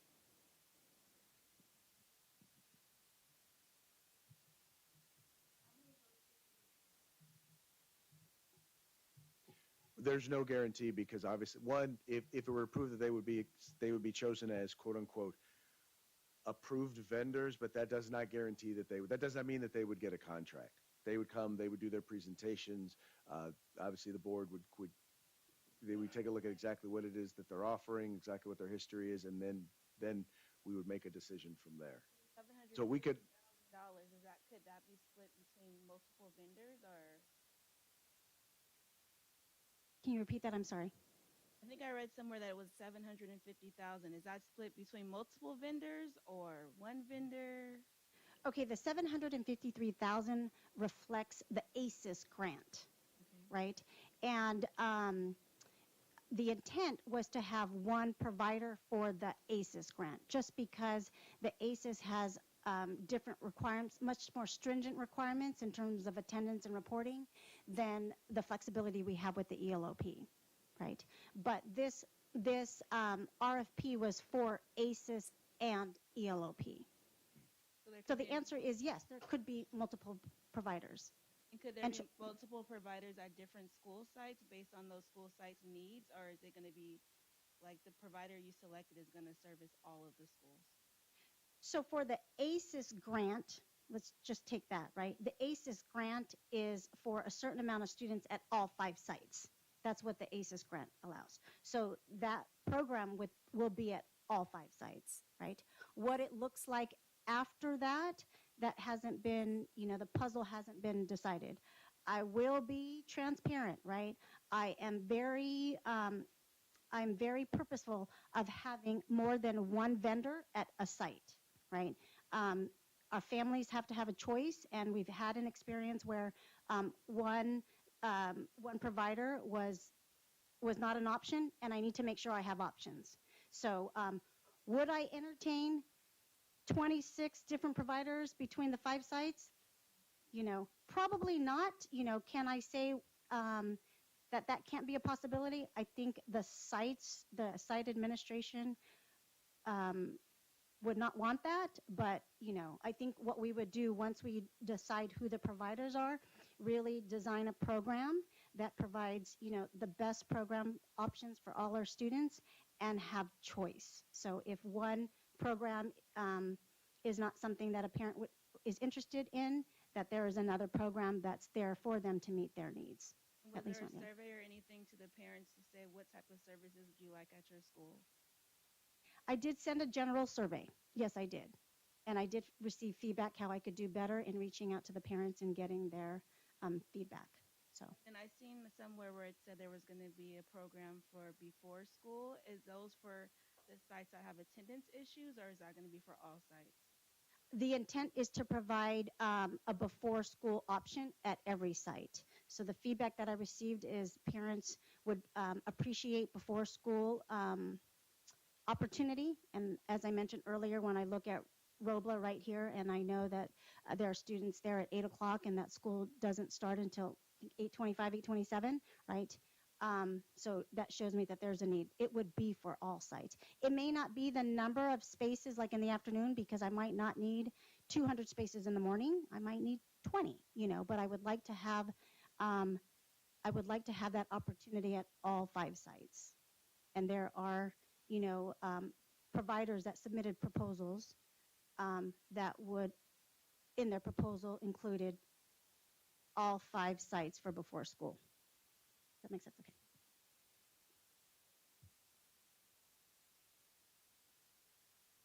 All right. Are there any closing questions or comments? Well, I'll just say this. Number one, I just want to thank you. I know that this is a sacrifice for each and every one of you. I mean, obviously, we're not taking action tonight, so I can't sit here and tell you what the final outcome is going to be. I can tell you that we've definitely heard the support that the community has for the Roberts Family Development Center and for START. I won't propose to speak for the board, but I can say this: that is definitely going to go into consideration of any possible solution or any decision that this board makes. I can tell you that is going to weigh heavy on this board. So I just hope that in the end, if the decision is the way you want it to go or the way you don't want it to go, I want you, number one, to know that you were heard and that the things that you brought forth are being considered. I will guarantee you that they will all be considered and involved in any process going forward. We're going to look to see what we can do to try and make sure the community's needs are met with this particular proposal to the best degree that we can. But once again, I just want you to know, nobody up here claims to be an expert. And when I say an expert, no one up here claims to be perfect. I am in my 21st year on the board. And, I'll tell you this, the very fact that we haven't had to have too many of these types of, for lack of a better term, come to Jesus meetings ought to be a sign that, we haven't gotten it wrong too many times. I always say that the number one times in which people show up to board meetings are when you're honoring their child or you've messed up. I can say this, that we are definitely going to make sure that we do our best to try and address this in this decision and in decisions going forward. I want to encourage you. Don't let this be the only board meeting that you come to. Don't let this be the last time or even the last time this year that you come before the board and let us know what you think. Everyone here has been in this community for a while. My grandkids my granddaughter is in this district. My kids went to this district. My wife works in this district. My daughter-in-law. We are the Robla family. And here's the thing: sometimes family has to keep it needs to keep it real with each other. Family is not always going to agree, but family is family, and that means that we need to be there for each other. And sometimes being there for us is telling us what's going on and telling us the truth. And know that, the number, the email address that's on the website, those emails come directly to us. The phone numbers that we have listed on the website, those come directly to us.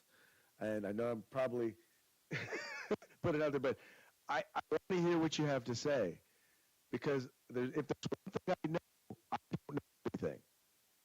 In fact, the more I learn, the more I realize how little I actually know.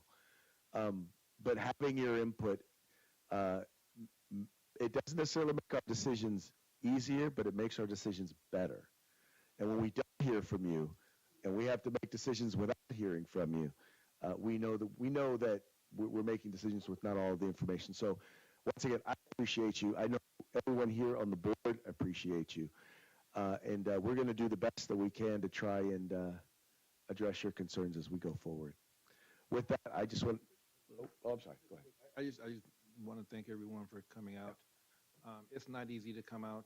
It's not easy to voice your concerns, and I really appreciate it. I do wish it was under better circumstances, because I really want to hear from people, and it's nice to hear when they're not mad at us. But I really do appreciate it. Like I said, this is my 14th year on the board.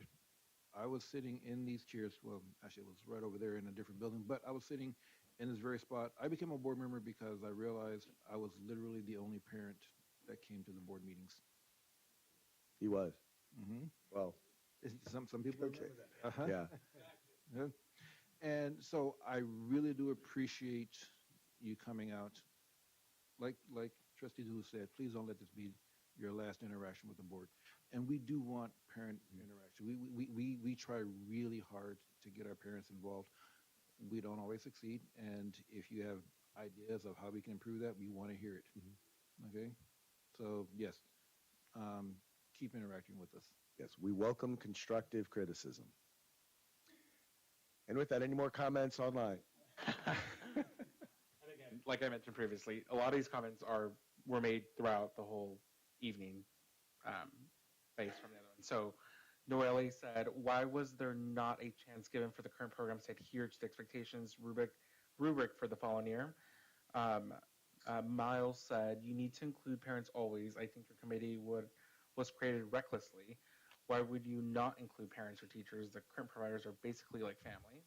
Our children know that these providers are comfortable and safe with the current providers. These providers do more than just watch our children. They are involved in the community as well. Noelle said, it seems that the rubric is being considered more than the experience for families, students, and community. In the future, please consider us who are directly involved in the impact of programs. Firsthand rather than a rubric based. Ms. Miles said, how did the committee rank and score the RFP questions? She agrees with Noelle. And finally, was there no African American member on the committee? I understand that you follow a rubric, however, the individuals give a score for the info provided on the RFP. Was inclusion considered? And then anonymously says it's unacceptable that this board is trying to gain our empathy by patting their own backs on how hard they work, dedicated they are. All good feedback.